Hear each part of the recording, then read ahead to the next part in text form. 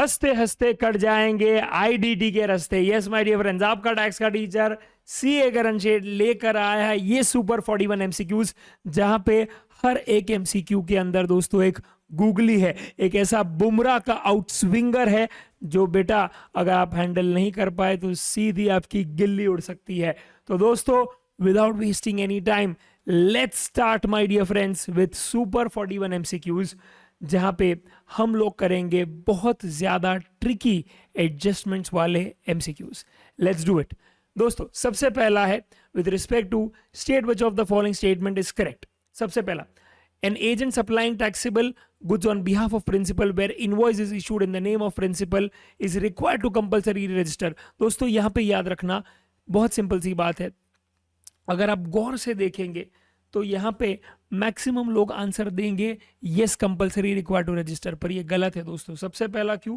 क्योंकि यहां पे वर्ड लिखा है सिर्फ प्रिंसिपल और ना कि टैक्सेबल प्रिंसिपल या रजिस्टर्ड प्रिंसिपल। अगर आप सेक्शन 24 देखेंगे तो वहां पे बोला है an agent is required to supply taxable goods on behalf of taxable person. तो यहाँ पे ये टैक्सेबल पर्सन नहीं है, ये एक रीजन हो जाता है। और दूसरा जो केस वहां पे कवर्ड है वो एक ऐसा एजेंट कवर्ड है जो अपने नाम पे इनवॉइस इशू करता हो, ओके, और ना कि प्रिंसिपल के नाम पे। तो दोस्तों ये भी एक कारण है माय डियर फ्रेंड्स जिसके कारण ओके आपको सेक्शन 24 के तहत रजिस्टर करना पड़ता है। बट क्लियरली दोस्तों ये दोनों कारण यहाँ पे सेटिस्फाई नहीं होते, इसलिए ये स्टेटमेंट है incorrect. Next, person who is a TDS deductor वो क्या कंपलसरी रिक्वायर्ड टू रजिस्टर है? यस माय डियर फ्रेंड्स, उसको कोई थ्रेशोल्ड लिमिट की जरूरत नहीं है, तो ये करेक्ट स्टेटमेंट है। थर्ड माय डियर फ्रेंड्स, बात करते हैं कि एक ऑर्डर सप्लायर है जो है आउटसाइड इंडिया और वो सर्विस दे रहा है to a registered person in India. दोस्तों on the face value prima facie आपको लगेगा ए हाय हाय ये तो सेक्शन 24 में ही आएगा, बट नहीं नहीं बेटा, ये भी इनकरेक्ट स्टेटमेंट है क्योंकि यहाँ पे वर्ड लिखा है दोस्तों रजिस्टर्ड पर्सन। यही गुगली मार दी दोस्तों ये लोगों ने, ठीक है। यहाँ पे सेक्शन 24 को ध्यान से पढ़ेंगे माय डियर फ्रेंड्स तो आप क्लियरली यहाँ पे समझ पाएंगे कि यहाँ पे क्या लिखा है। देखो देखो देखो, दैट नेटफ्लिक्स ओके जो ऑर्डर सप्लायर है वो ऑर्डर सर्विस दे रहा है to an unregistered person in India. Absolutely correct my dear friends. तो अनरजिस्टर्ड पर्सन अगर होगा तो ही ऑर्डर सप्लायर को क्या है कंपलसरी रजिस्टर करना पड़ेगा, पर अगर दोस्तों रिसिपेंट ही आपका क्या है रजिस्टर्ड है तो याद रखना यहाँ पे आरसीएम ट्रिगर हो जाएगा अंडर 5 सबसेक्शन 3। कमेंट सेक्शन में आप लिखेंगे ऑर्डर सर्विस का प्लेस ऑफ सप्लाई क्या होगा। लेट मी चेक, ओके, जो भी आंसर सही देगा he stands a chance to win my IDT free chart book. Yes, let's go ahead. Next, person who supplies service through ECO, और वो एक ईसीओ कौन सा है बेटा? एक ऐसा ईसीओ जो टीसीएस काटता है अंडर सेक्शन 52।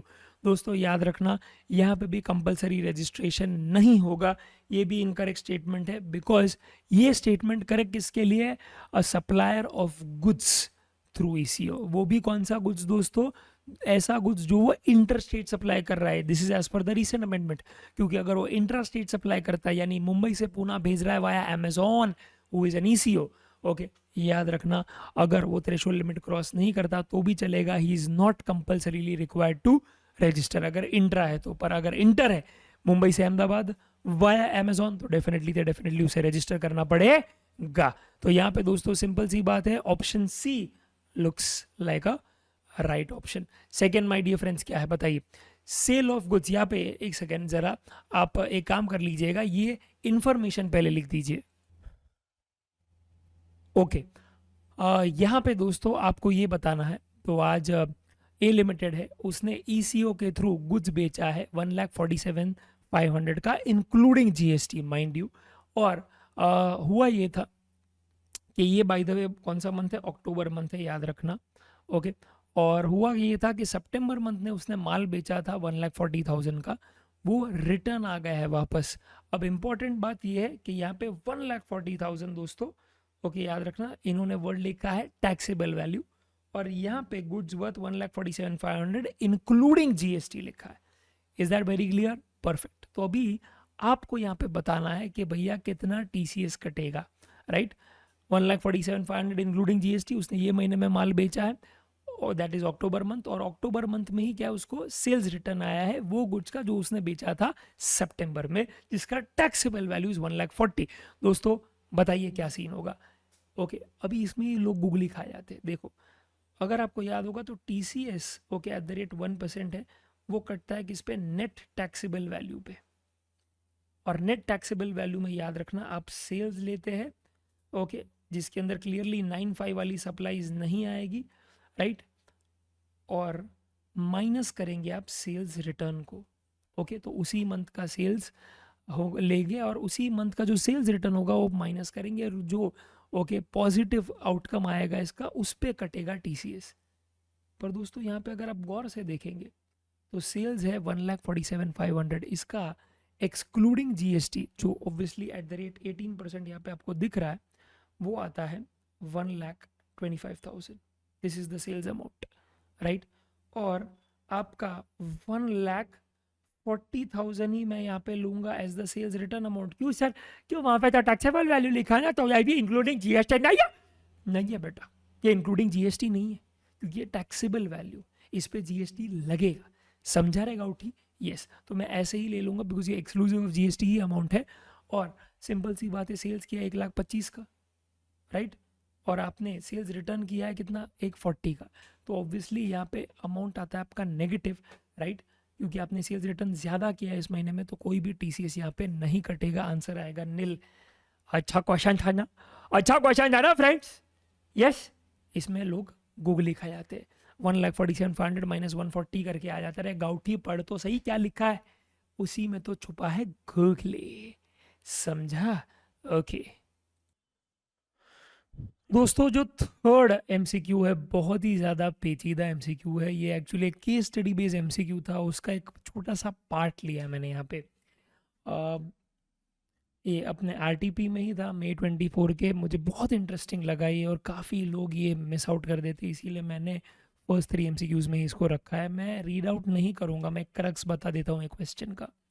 ये ई कैश लेजर के बैलेंस आपको सामने दिए हैं, जहाँ पे ऑब्वियसली मेजर हेड है ICS, ओके, और उसके माइनर हेड है टैक्स और इंटरेस्ट। और ये जो टैक्स पेयर है उसको अपना एक राजस्थान ब्रांच है, राइट, उसको अपने राजस्थान ब्रांच से, राइट, ये जो ई कैश लेजर के बैलेंसेस है, ठीक है, GST PMT 09 फॉर्म यूज़ करके राजस्थान से इसे उड़ीसा में डाल देना है, ठीक है। तो राजस्थान का बैलेंस क्या है मैं बता देता हूँ, अभी फटाफट से लिख ही देते हैं, ऐसा कुछ दिक्कत नहीं है सच, राइट। I है, C है और S है, ठीक है, यहाँ पे T है, यहाँ पे I है, दैट इज इंटरेस्ट। तो टैक्स है यहाँ पे 25,000, 20,000, 20,000, ठीक है। इंटरेस्ट है यहाँ पे दोस्तों 2,000, 3,000, 3,000, ठीक है, परफेक्ट परफेक्ट। तो ये है राजस्थान, ओके, और ये है उड़ीसा। तो उड़ीसा में आपको अभी ट्रांसफ़र करना है, राइट। अभी क्या ट्रांसफ़र करना है उसका इंफॉर्मेशन यहाँ पे दिया है। तो सबसे पहले बोला है टैक्स माइनर हेड, ओके, यानी कि यहाँ पे, ओके, मैं एक अलग पेन यूज़ कर देता हूँ, ये under the IGST major head, ठीक है, अंडर IGST मेजर हेड, ठीक है, यानी कि ये बैलेंस, ठीक है, वो ट्रांसफ़र करना है 12,000 to tax under GST head, okay. तो ये वही टैक्स और इंटरेस्ट है यहाँ पे। तो जो आई एम सो सॉरी, जो 25,000 है उसमें से IGST का बैलेंस निकाल के आपको उसमें से 12,000 डाल देना है CGST के ई कैश लेजर के बैलेंस में, विच क्लियरली कैन हैपन, राइट। तो यहाँ पे फिर क्या है, निकल जाएगा ये ऑब्वियसली 25 में से फिर रहेगा कितना, 3 and 1 13,000, क्योंकि 12,000 यहाँ पे शिफ्ट हो गया है, ठीक है। क्या हम लोग e cash ledger balances within distinct person कर सकते हैं, यस, पर उसमें एक केवियट है। अगर विद इन द स्टेट ही मेरा दूसरा ब्रांच है, हो सकता है, राइट, मेरे 10 ब्रांच है महाराष्ट्र के अंदर और सभी रजिस्टर्ड है, तो मुझे उसका CSI और उसका कोई भी माइनर हेड हो CSI का, वो मैं दूसरे डिस्टिंक्ट पर्सन को with in the same state, अरे चेक चेक क्या बोल रहा हूँ, with in the same state, आप कुछ भी कर सकते हो, आप कुछ भी कर सकते हो। बट अगर स्टेट चेंज हो जाता है, यानी आपका एक ब्रांच है महाराष्ट्र में, एक ब्रांच है गुजरात में, जैसे फॉर एग्जांपल यहाँ पे एक है राजस्थान में, एक है उड़ीसा में, राइट, तो याद रखना, अगर एक ई कैश लेजर के बैलेंस को आप छू नहीं सकते, वो है एसजीएसटी, राइट। एसजीएसटी का जो मेजर हेड है, उसका माइनर हेड कुछ भी हो, टैक्स हो, इंटरेस्ट हो, पेनल्टी हो, लेट फी हो, तेल लगाने का, ओके, जो बेसिकली आप राजस्थान के ई कैश लेजर में डाले हो एसजीएसटी के मेजर हेड में, वो आप कहीं नहीं भेज सकते हैं in some e cash ledger balance of other state. समझा? अगर सेम स्टेट है, यानी राजस्थान और राजस्थान के अंदर ही आपका ब्रांच है, तो ट्रांसफर हो जाएगा, पर कहीं और स्टेट में वो ट्रांसफर नहीं होगा। रीजन बहुत सिंपल है, अंडरस्टैंड, वो पैसा बिलोंग करता है राजस्थान गवर्नमेंट को, और बाहर राजस्थान गवर्नमेंट से पॉकेट से आप क्या छीन कर उसे भेज रहे हो उड़ीसा में, तो ये नहीं चलेगा boss, this is not allowed, ठीक है। और ये हम लोगों ने अपनी समरी नोट्स में भी क्या है, बाकायदा पॉइंट कवर किया है। अगर आपको देखना है ओके, तो आप रिवीजन लेक्चर देख सकते हैं माय डियर फ्रेंड्स, ओके। ये केस है। तो अभी दोस्तों I hope I have made my point. तो यहाँ पे सिंपल सी बात है कि दूसरा जो पॉइंट है कि 12,000 जो tax under SGST head of Odisha आपको भेजना है, राइट, वो सही नहीं रहेगा। तो यहाँ पे जो 20,000 का क्या है, टैक्स हेड के अंदर आपका जो एसजीएसटी का कंपोनेंट है, वो आपको भेजना है, ओके। यहाँ पे ऐसे नहीं हो पाएगा, नहीं हो पाएगा, समझा ना? ओके, यस, ये केस है। तो आई hope that makes a lot of sense.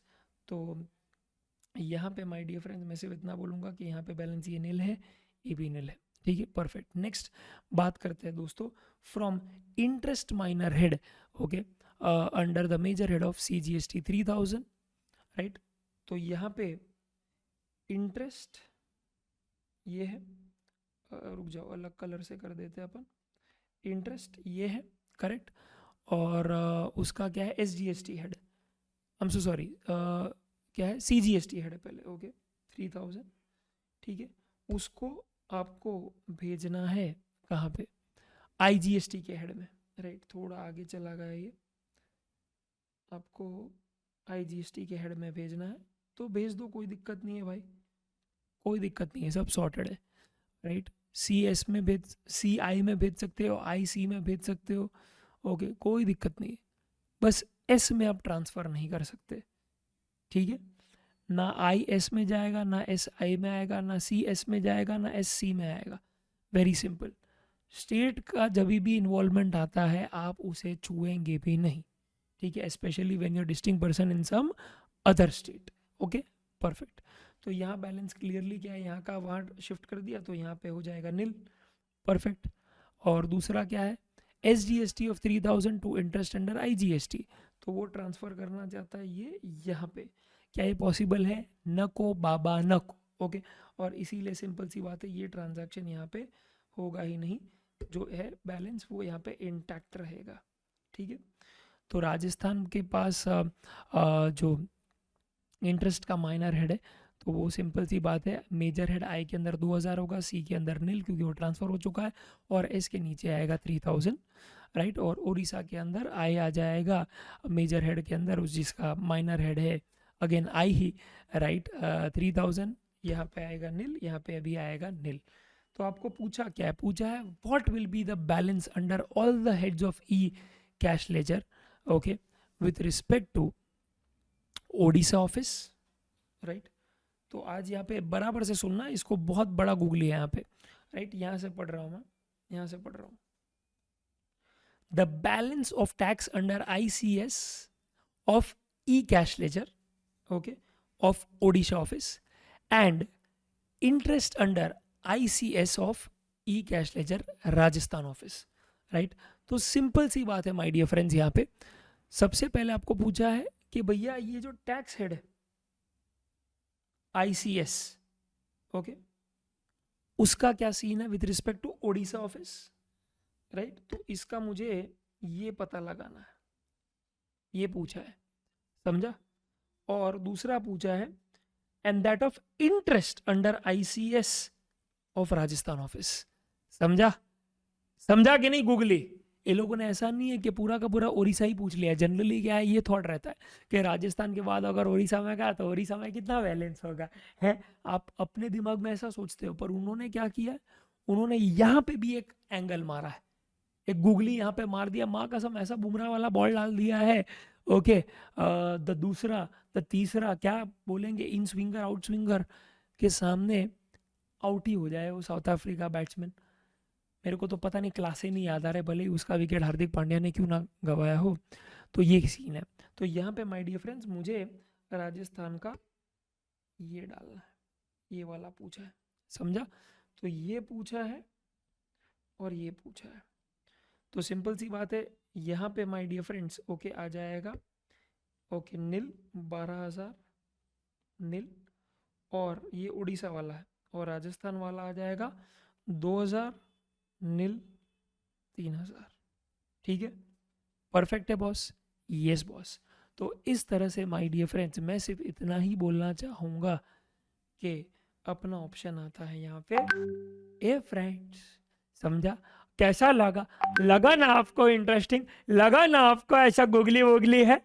झूठो नहीं बोलो। अगर आपको भी क्या है यहाँ पे मजा आ रहा है तो लिखिए, मजा आ गया सर, एक नंबर सर, अब लग रहा है कि जीएसटी हलवा है। क्या बेटा? हलवा है। ओके यस, आ जाओ नेक्स्ट फटाफट से। क्या है?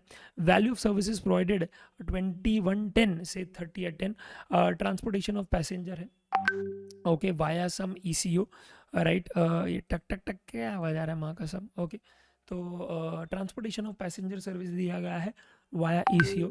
ओके, और यहाँ पे सीन कुछ ऐसा है माय डियर फ्रेंड्स कि वो ईसीओ का नाम है रेड बस। ठीक है, यस। और वो एक्स लिमिटेड उसका सप्लायर है और जेड लिमिटेड उसका रिसिपिएंट है, और रेड बस के थ्रू ये नेविगेट किया गया है ट्रांसपोर्टेशन ऑफ पैसेंजर सर्विस। अब इसमें याद रखना 5.5 lakhs का सर्विस दिया गया है, जिसमें 1.5 lakhs थ्रू ओमनी बस है। ठीक है, अब ओमनी बस के थ्रू रिसेंट ताज़ा अमेंडमेंट आया दोस्तों प्रीवियस अटेम्प्ट में ही, जहाँ पे इतना बोला है कि ओमनी बस याद रखना, अगर क्या है ओमनी बस का जो ट्रांसपोर्टेशन ऑफ पैसेंजर सर्विस देता है उसका सप्लायर अगर कंपनी है तो कंपनी ही पे करेगा क्या, जीएसटी एट द रेट 18% या 12%, जो भी रेट एप्लीकेबल है। बेसिकली पूरे ट्रांजैक्शन पे जीएसटी सप्लायर ही पे करेगा। अब ये बात सुन लो, ओके यहाँ पे ये बात सुन लो यहाँ पे, क्योंकि यहाँ पे आपको ढूंढना क्या है। यस, एक जरा क्वेश्चन मैं बता दूँ आपको, यहाँ पे आपको ढूंढना है कि what is the TCS amount to be deducted under section 52। ठीक है, ये ऐड कर देना अपने एंड पे, ज़रा रह गया मेरे से। तो यहाँ पे सिंपल सी बात है, मैं फटाफट से क्या आपको बता देता हूँ दोस्तों कि ये 3 जन है। ओके, ये है एक्स, ये है जेड और ये है ईसीओ। अभी इसने ओके याद रखना 1.5 lakhs का ओमनी बस का सर्विस दिया है, और यहाँ पे एक अमेंडमेंट आया था कि ओमनी बस के केस में सप्लायर अगर कंपनी है तो कंपनी ही पे करेगा, राइट। तो कंपनी पे करेगा 1.5 lakhs पे 18% जीएसटी, राइट। तो याद रखना उस पर फिर टीसीएस भी काटा जाएगा एट द रेट 1%, समझा? यस। और दूसरा जो दोस्तों 4 लाख रह जाता है, वो 4 लाख पे याद रखना ओके, गवर्नमेंट ने स्पेसिफिकली बोला है ट्रांसपोर्टेशन ऑफ पैसेंजर सर्विस है तो सिर्फ ईसीओ ही पे करेगा टैक्स। तो ये 4 लाख पे 18% कौन पे कर देगा? ईसीओ। और क्या इसके रिलेशन में कोई भी टीसीएस आएगा एट द रेट 1%? नको बाबा नको। अरे उसके रिलेशन में मैं टीसीएस कैसे काट सकता हूँ पगले? वो तो खुद पूरा का पूरा ट्रांजैक्शन पे क्या है, पूरा 18% टैक्स पे कर रहा है। टीसीएस किसका काटूंगा? कुछ नहीं काटूंगा भाई। यहाँ पे टीसीएस इसीलिए काट रहा हूँ सो दैट सप्लायर जो क्या है वो 1,50,000 पे 18% काट रहा है, उसके ई कैश लेजर में ऑलरेडी 1% क्या जमा होगा, समझा? तो एक कंक्लूजन आपको यहाँ पे क्या है बिठा देना है। कंक्लूजन क्या बिठाओगे कि जब जब क्या है सप्लायर पे करेगा जीएसटी एट द रेट 18%, एक जनरल रेट लिख रहा हूँ मैं, कुछ ऐसा 18 ही नहीं है जी, पूरे ट्रांजैक्शन पे जीएसटी जब क्या है सप्लायर पे करेगा, टीसीएस डिडक्ट होगा। ठीक है, क्योंकि वो टीसीएस जैसे ही क्या है डिडक्ट होगा बाय ईसीओ, वो सप्लायर के ई कैश लेजर में ई कैश लेजर में रिफ्लेक्ट होगा, जो ई कैश लेजर में ओके वो यूज करेगा उसे सप्लायर टू पे ऑफ दैट जीएसटी लायबिलिटी। और दूसरा, अगर याद रखना ट्रांजैक्शन पे पूरा टैक्स ई को पे कर रहा है, अगर ई को पे कर रहा है क्या जीएसटी एट द रेट 18%, तो फिर ई को TCS at the rate 1% deduct नहीं करेगा। इतना कंक्लूजन प्लीज आप याद रख लेना। और इसमें याद भी रखने वाली बात कुछ नहीं है, बहुत सिंपल सा ही ट्रांजैक्शन है कि अगर सप्लायर ने जिम्मेवारी ली है जीएसटी काटने की तो टीसीएस जिम्मेवारी ली है ईसीओ का, पर ईसीओ के पास ही जिम्मेवारी है क्या पूरे ट्रांजैक्शन पे टैक्स पे करने की, फिर टीसीएस का कोई क्वेश्चन आता ही नहीं है my dear friends. Okay, I hope this was a good one. तो यहाँ पे भी माय डियर फ्रेंड्स इतना ही आएगा आंसर। ओके, 1500 आ जाएगा, क्योंकि ऑब्वियसली 1,50,000 का 1% इज 1500। ठीक है, next is Miss Zara of Mumbai hotel accommodation service दे रही है वाया ईसीओ जो है MRL limited. Okay, I am so sorry, my bad. Zara ने क्या है बुक किया है hotel via ECO MRL limited, और वो होटल का नाम है राज निवास पैलेस, राइट। तो यहाँ पे भी सिचुएशन ऐसा ही है दोस्तों, एक होटल है, ओके, राज निवास पैलेस, ये एक होटल है, एमआरएल आपका ईसीओ है, और ज़ारा आपका ग्राहक है, टूरिस्ट है, और होटल अकोमोडेशन का सर्विस दिया जा रहा है। अब ये रजिस्टर्ड पर्सन है, राइट, अंडर जीएसटी, तो फिर इस पे टैक्स भी कौन पे करेगा, आपको पता होना चाहिए, होटल ही पे करेगा। तो फिर क्या टीसीएस कटेगा, डेफिनेटली टीसीएस कटेगा, और जैसे ये टीसीएस काटेगा वो सप्लायर यानी होटल के ई कैश लेजर में जमा हो जाएगा। तो यहाँ पे दोस्तों अगेन क्वेश्चन यही आता है, okay, how much TCS under section 52 will be deducted. तो answer is my dear friends 1,50,000 का 1% यानी कि 1500। I hope that make sense. Okay, और यहाँ पे ऐसा भी क्वेश्चन आ सकता था कि how much tax will be paid by hotel, तो आप पूरा लिखेंगे 1,50,000 पे 18%। ठीक है, 1,45,000 नहीं, 1,50,000 पे जितना सप्लाई हुआ है उतने पे ही जीएसटी आएगा। ओके, डजेंट मैटर पेमेंट कितना मिला है आपको, जितना सप्लाई हुआ है वही वैल्यू ऑफ सप्लाई गिना जाएगा, फिर सामने क्या पैसा मिला डजेंट मैटर, आपने कितना सर्विस दिया है वो मैटर करता है। ठीक है, perfect. Next my dear friends, अच्छा है ना, आई होप अच्छा है, और आई होप आपको क्या इससे सीख मिल रही है, इससे और कॉन्फिडेंस बढ़ रहा है, और आपको मज़ा आ रहा है कि यार ऐसा भी कुछ है करके, कि टीसीएस जैसे चैप्टर ने भी सर ने क्या है ऐसा घुमाया है चीज़ों को कि मज़ा आ गया, right. Yes, question number 6, which of the following is treated as exempt supply under CGST act. तो दोस्तों यहाँ पे कॉन्सेप्ट बहुत सिंपल है, आपको बस बताना एग्जाम सप्लाई कौन सा है। अब इसमें मैक्सिमम बच्चे क्या है गलती यहाँ करते हैं, राइट, सेल ऑफ लिकर पे। अभी लिकर है तो दारू है, alcoholic liquor for human consumption, और आपको पता है कि वो सीधा 9 सबसेक्शन 1 के ही बाहर आता है, तो पब्लिक क्या बोल देता है कि सर ये तो नॉन टैक्सेबल सप्लाई है, राइट, तो ये तो नहीं आएगा सर, हॉस्पिटल वाला आ जाएगा, इलेक्ट्रिसिटी ट्रांसमिशन आ जाएगा। तो जनरली लोग आंसर देते हैं 2 और 3, बट आंसर एक्चुअली 1, 2 और 3 तीनों है दोस्तों। सर 1 कैसे आया, वो तो नॉन टैक्सेबल है, एग्जाम थोड़ी, और नॉन टैक्सेबल और एग्जाम में तो फर्क है ना सर। फर्क है बेटा, यस, डेफिनेटली फर्क है। ओके, और वो फर्क यही है कि नॉन टैक्सेबल चार्जिंग सेक्शन के बाहर आ जाता है, राइट, गवर्नमेंट को हक ही नहीं है जीएसटी लगाने का। और एग्जाम सप्लाई के केस में ऐसा है कि वो चार्जिंग सेक्शन के अंदर कवर होता है, पर आगे जाके गवर्नमेंट ही उसे नोटिफाई कर देता है कि मुझे भले ही पावर है इस चीज़ पे जीएसटी लगाने का, पर मैं खुद इस पे लगाना नहीं चाहता। Classic example health care service, right, तो नॉन टैक्सेबल है, हक ही नहीं है, और एग्जाम में हक है क्योंकि वो एक्ट के अंदर कवर होता है, पर उनको क्या है वो हक को एक्सरसाइज नहीं करना। ठीक है सर, तो फिर मेरा आंसर तो सही है नहीं। After knowing all of this you should also remember the fact कि एग्रीगेट टर्नओवर में मैंने आपको एक बहुत अमेजिंग सा डेफिनेशन पढ़ाया था एग्जाम सप्लाई का, और वो एग्जाम सप्लाई की डेफिनेशन में बकायदा मैंने आपको बोला है that it includes non taxable supplies, it includes non-taxable supplies, and alcoholic liquor for human consumption is non-taxable supplies। और इसीलिए माय डियर फ्रेंड्स कॉन्सेप्ट बहुत सिंपल है।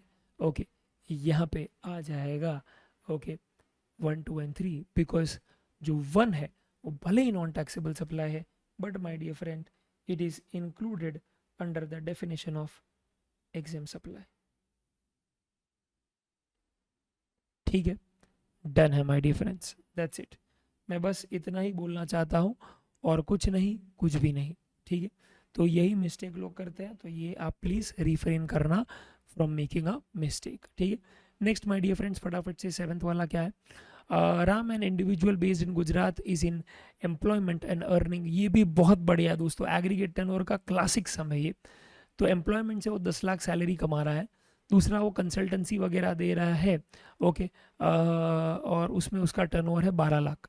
ठीक है, तो 12 लाख से कंसल्टेंसी से कमा रहा है, 10 लाख सैलरी से कमा रहा है, रहता है वो गुजरात में। गुजरात में सर्विस दे रहा है, तो आपको पता ही है 40 लाख का तो लिमिट आएगा नहीं, क्योंकि वो गुड्स के रिलेशन में 20 लाख का आ जाएगा। तो अभी यहाँ पे मैक्सिमम लोग बोलते हैं अरे ये तो 22 लाख है, ले तो हाई आया ने कही दो रे कि रजिस्टर करावी दे, बोल दो ना इसको कि रजिस्टर कर दे, नहीं रहेगा उठी। यही मिस्टेक है, राइट? यहाँ पे याद रखना ये आएगा ही नहीं। हाय कैंसिल कर दिया सर आपने, क्यों कैंसिल कर दिया सर? कैंसिल इसीलिए किया है बेटा, बिकॉज अगर आप चेक करेंगे कि जब भी क्या है आपको सैलरी या ऐसा कोई भी रेम्यूनरेशन मिलता है during the course of employment, तो वो शेड्यूल 3 7 सबसेक्शन 2 में आता है, which is not a supply. और जो सप्लाई ही नहीं है उसको मैं एग्रीगेट टर्नओवर में नहीं ले सकता, बिकॉज माय डियर फ्रेंड्स याद रखिए एग्रीगेट टर्नओवर का डेफिनेशन जैसे ही आप पढ़ते हो, जैसे फॉर एग्जांपल मैं आपको दिखा दूँ यहाँ पे, राइट? रजिस्ट्रेशन चैप्टर में ही दोस्तों हम लोगों ने पढ़ा है, और हम लोगों ने ये इसका एक्चुअली पूरा डेफिनेशन कंपोजिट सप्लाई में पढ़ा है। रुक जाइए, तो कंपोजिट सप्लाई में माय डियर फ्रेंड सिंपल सी बात है, यहाँ पे वर्ड क्या लिखा है? It includes all types of outward supplies, all types of outward supplies, यानी वो सप्लाई होना बहुत जरूरी है रे, अरे जरूरी है रे, समझो ना। यस, अगर वो सप्लाई नहीं है तो फिर एग्रीगेट टर्नओवर में कहाँ से आएगा? और मैंने स्पेसिफिकली कमेंट भी किया है, देखो देखो फ्रेंड्स, राइट? और मैंने रजिस्ट्रेशन में भी दोस्तों अगर आप देखेंगे तो स्पेसिफिकली क्या है, कमेंट किया है कि भैया आपको नहीं लेना है, आपको नहीं नहीं लेना है यहाँ पे शेड्यूल 3 एक्टिविटी। ठीक है, डू नॉट इंक्लूड। तो ये सब क्या है बेटा, अगर आप क्या ये सब चैटबुक वाटबुक लोगे अपना, तो क्या ऐसा अपन बेचना नहीं चाहते, पर बेटा इतना मेहनत से बनाया है, आपके लिए बनाया ना, ठीक है?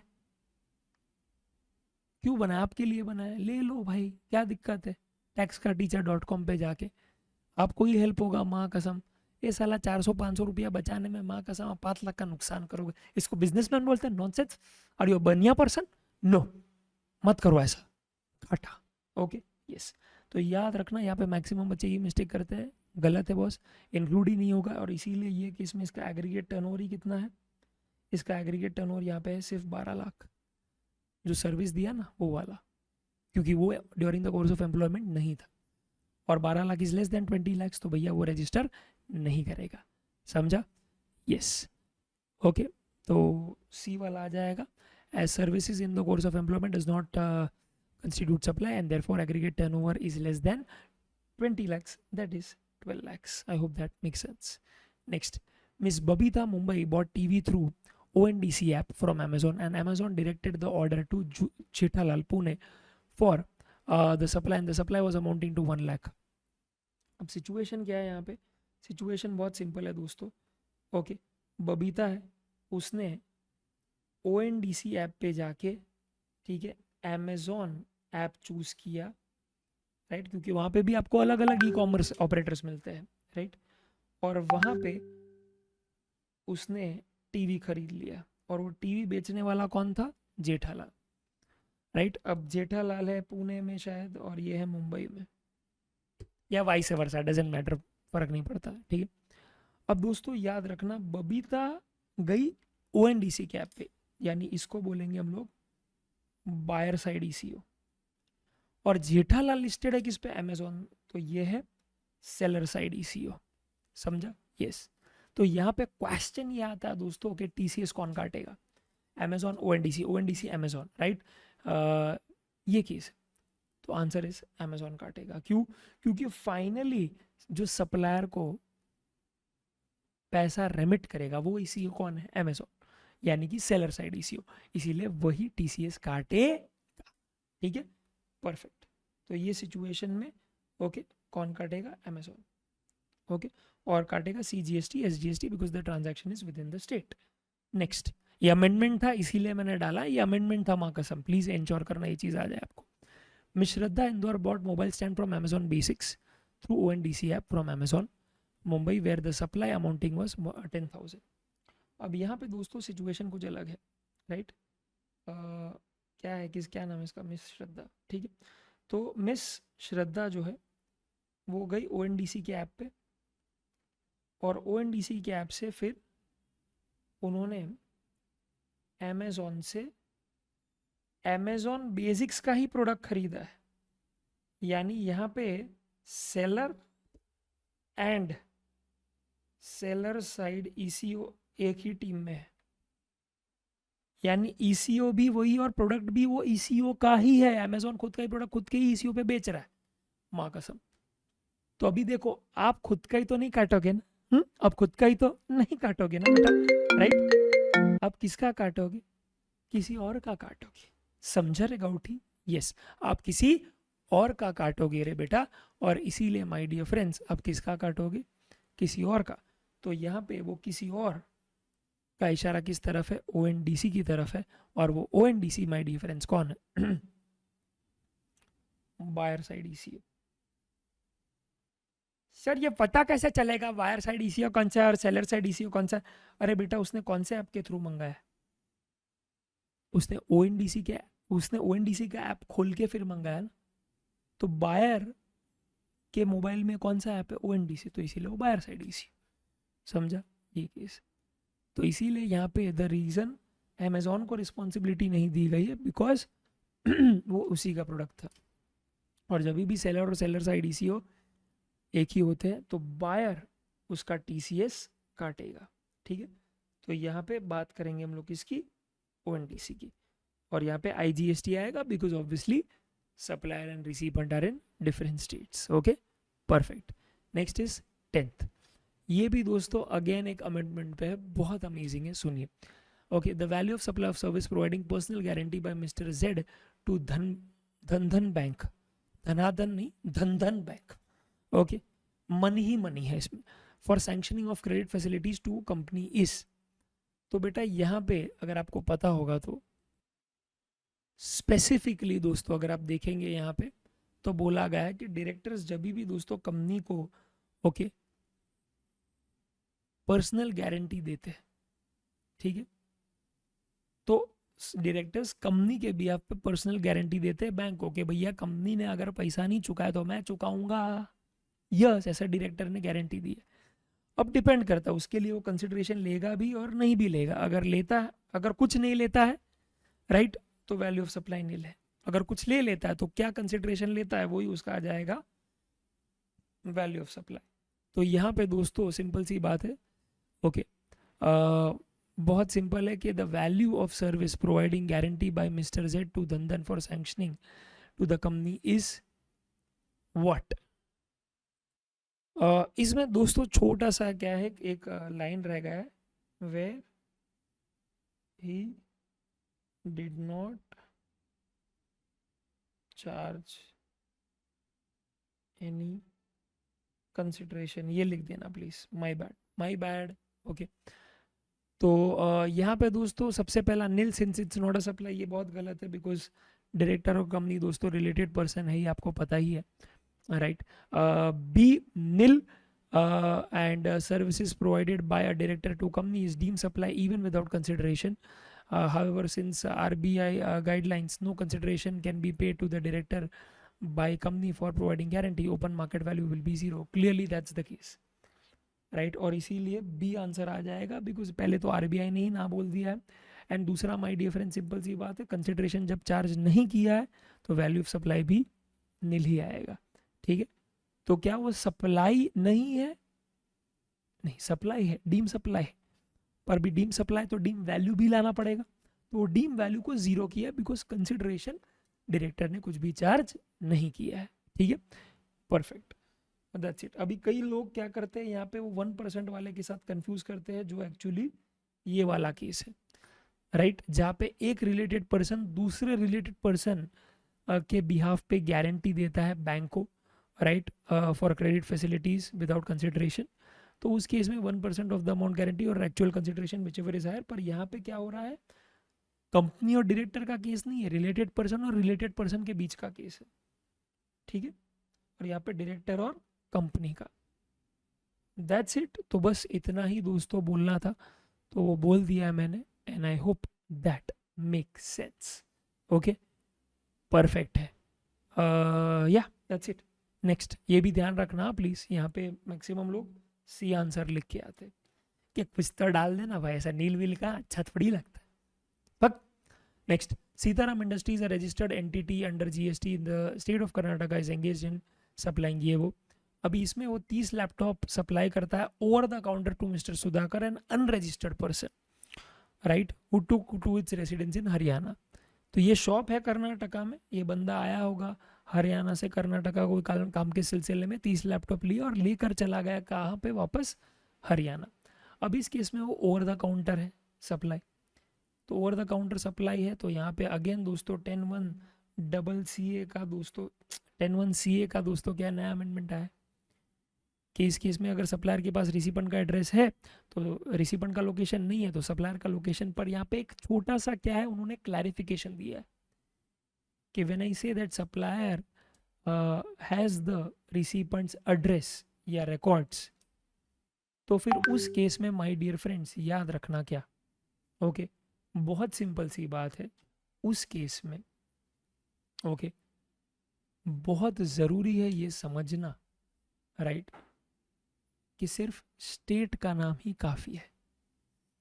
क्या है, स्टेट का नाम ही सिर्फ काफ़ी है, पूरा एड्रेस नहीं चाहिए कि कौन से विंग में रहता है, कौन से फ्लोर पे रहता है, कौन सा गली नुक्कड़ सिटी नहीं चाहिए, स्टेट का नाम है, इनफ इंफॉर्मेशन है मेरे पास, दैट्स इट, ठीक है, डन।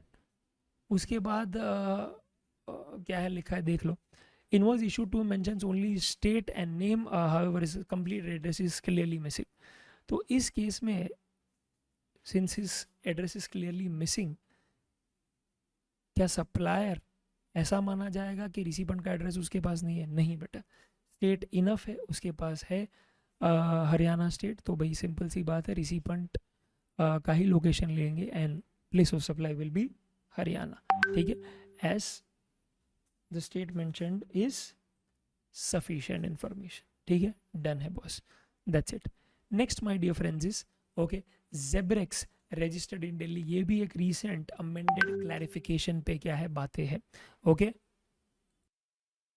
दोस्तों। ज़ेब्रेक्स लिमिटेड, मैं बता दूं यहाँ पे सीन बहुत सिंपल है कि ज़ेब्रेक्स एक कंपनी है जो दिल्ली में बेस्ड है, उसने कॉन्ट्रैक्ट दिया है शाइन लिमिटेड को कि भैया मुझे एडवर्टाइजिंग करवाने हैं, राइट, मेरे नए लॉन्च प्रोडक्ट के लिए, और शाइन ने क्या है वो होर्डिंग्स का ठिकाना लगा दिया है by arranging it with sea side hotel, ठीक है। शाइन लिमिटेड खुद कहाँ पे लोकेटेड है? हरियाणा में, और ये है मुंबई में, ठीक है। तो अब सीन क्या है, सिंपल, आपको ये बताना है कि शाइन लिमिटेड ने कौन सी सर्विस दी है ज़ेब्रेक्स को, और सी साइड होटल ने कौन सी सर्विस दी है शाइन लिमिटेड को, राइट। मैं बता दूं एक बार, ज़ेब्रेक्स आया था शाइन के पास कि मुझे क्या है एडवर्टीजमेंट करवानी है, होर्डिंग टकाटक लगाना है मेरे लॉन्च प्रोडक्ट का। शाइन ने बोला ठीक है done, we will do this. और फिर हुआ क्या, उसने पकड़ा क्या है सी साइड होटल को, जो मुंबई में होटल है, महाराष्ट्र में एक होटल है, और वहाँ पे एक होर्डिंग था, तो उन्होंने वो होर्डिंग लिया है रेंट पे for a particular period of time, ठीक है। अब सिंपल सी बात है यहाँ पे, याद रखना दोस्तों, ये 12(3) के तहत रेंटिंग ऑफ स्पेस का सर्विस दे रहा है, because it's letting out space, letting out इमोल्ड प्रॉपर्टी, ओके। और यहाँ पे my dear friends Shine limited जो है एडवर्टीजमेंट सर्विस दे रहा है अंडर 12(2) बिकॉज एडवर्टीजमेंट सर्विस यहाँ पे दिया जा रहा है to some private company and not government, right. CGST UTLA या स्टैट्यूटरी अथॉरिटी को नहीं दिया रहा है, 12(14) में आता है, ओके, राइट। पर ये उसके उपरांत कोई लोगों को दिया जा रहा है, जो क्या है 12(2) में आएगा, राइट। तो सिंपल सी बात है, शाइन लिमिटेड जब वो सर्विस दे रहा है जेब्रेक्स को, तो सिंपल सी बात है वहाँ पे 12(2) के तहत अगर रिसीपेंट रजिस्टर्ड है तो लोकेशन ऑफ रिसीपेंट हो जाएगा place of supply, right. And अगर तो फिर उस केस में क्या आ जाएगा, दिल्ली, राइट। एंड यस, पहले केस में दिल्ली आ जाएगा, और यहाँ पे 12(3) के तहत जहाँ होटल है सिचुएटेड वही आ जाएगा प्लेस ऑफ सप्लाई, तो वो हो जाएगा मुंबई मरीन ड्राइव, ठीक है। तो बी वाला हो जाएगा आपका आंसर, ठीक है, परफेक्ट। ये भी अच्छा था, I think make sense. Shahrukh Khan दोस्तों एक डायरेक्टर है रेड चिलीज का, और वो अपना बंगला जो है भाड़े पे दे रहा है रेड चिलीज को, ठीक है, फॉर सम फिल्म शूटिंग और समथिंग लाइक दैट, ठीक है। अब वो अपने पर्सनल कैपेसिटी में दे रहा है, अगर आप ये वर्ड पढ़ेंगे तो okay, in his personal capacity. अब ये लोग वर्ड पढ़ते नहीं है, बस इतना देख लेते हैं डायरेक्टर ने सर्विस दिया है कंपनी को तो भैया कर दो आरसीएम। अरे नहीं है भाई आरसीएम, अभी रिसेंट अमेंडमेंट आया दोस्तों इस पे भी, कि प्रोफेशनल कैपेसिटी में हो तभी आएगा आरसीएम, पर अगर पर्सनल कैपेसिटी है तो हो जाएगा दोस्तों एफसीएम, राइट। तो यहाँ पे शाहरुख खान खुद ही क्या है उस पर टैक्स पे करेगा as per forward charge, okay, make sense. Okay, question number 14, यहाँ पे दोस्तों बहुत बढ़िया सा क्या है, ये क्वेश्चन है बहुत बढ़िया सा है, okay. Tax invoice debit note credit note के रिलेशन में है। Let me explain you the situation and then let's go to the answer. Okay, let me quickly take you through the entire situation what it looks like, ठीक है। तो यहाँ पे simple सी बात है, एएससी है, उसने 1,18,000 का टैक्स इनवॉइस इशू किया है बीएससी पे, और ऑब्वियसली कुछ बेचा होगा, सर्विस दिया होगा, और बीएससी ने आगे जाके वो माल बेचा है 2,36,000 में, यानी डबल करके, ठीक है। और कस्टमर का मतलब अनरजिस्टर्ड पर्सन होता है, जस्ट फॉर कॉन्टेक्स्ट, ठीक है। फिर हुआ क्या, कुछ रेट डिफरेंस हुआ होगा, ओके, जहाँ पे सिंपल सी बात है ज़्यादा रेट चार्ज कर दिया है, राइट, 18 के बदले 28 कर दिया है, तो एएससी ने क्रेडिट नोट इशू कर दिया बीएससी को, राइट। और एक और स्टेटमेंट यहाँ पे आप भी क्या है ऐड कर देना, उसमें हुआ क्या है कि एएससी ने अपना आउटपुट टैक्स लायबिलिटी, ठीक है,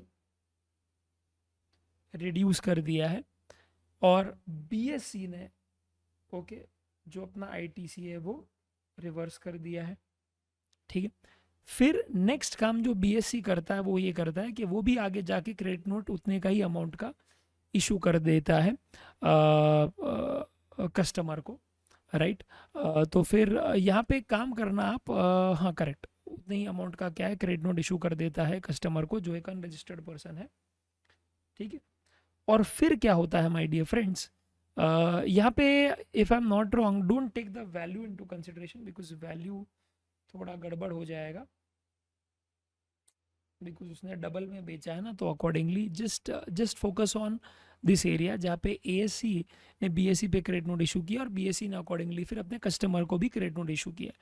अब अमाउंट जो भी हो doesn't matter, what matters is कि बीएससी ने एक लुच्चागिरी किया। क्या लुच्चागिरी किया, उसने अपना आउटपुट टैक्स तो रिड्यूस किया ही, राइट, पर उसने कोई भी अमाउंट रिफंड नहीं किया कस्टमर को, he did not refund any money okay back to the customer.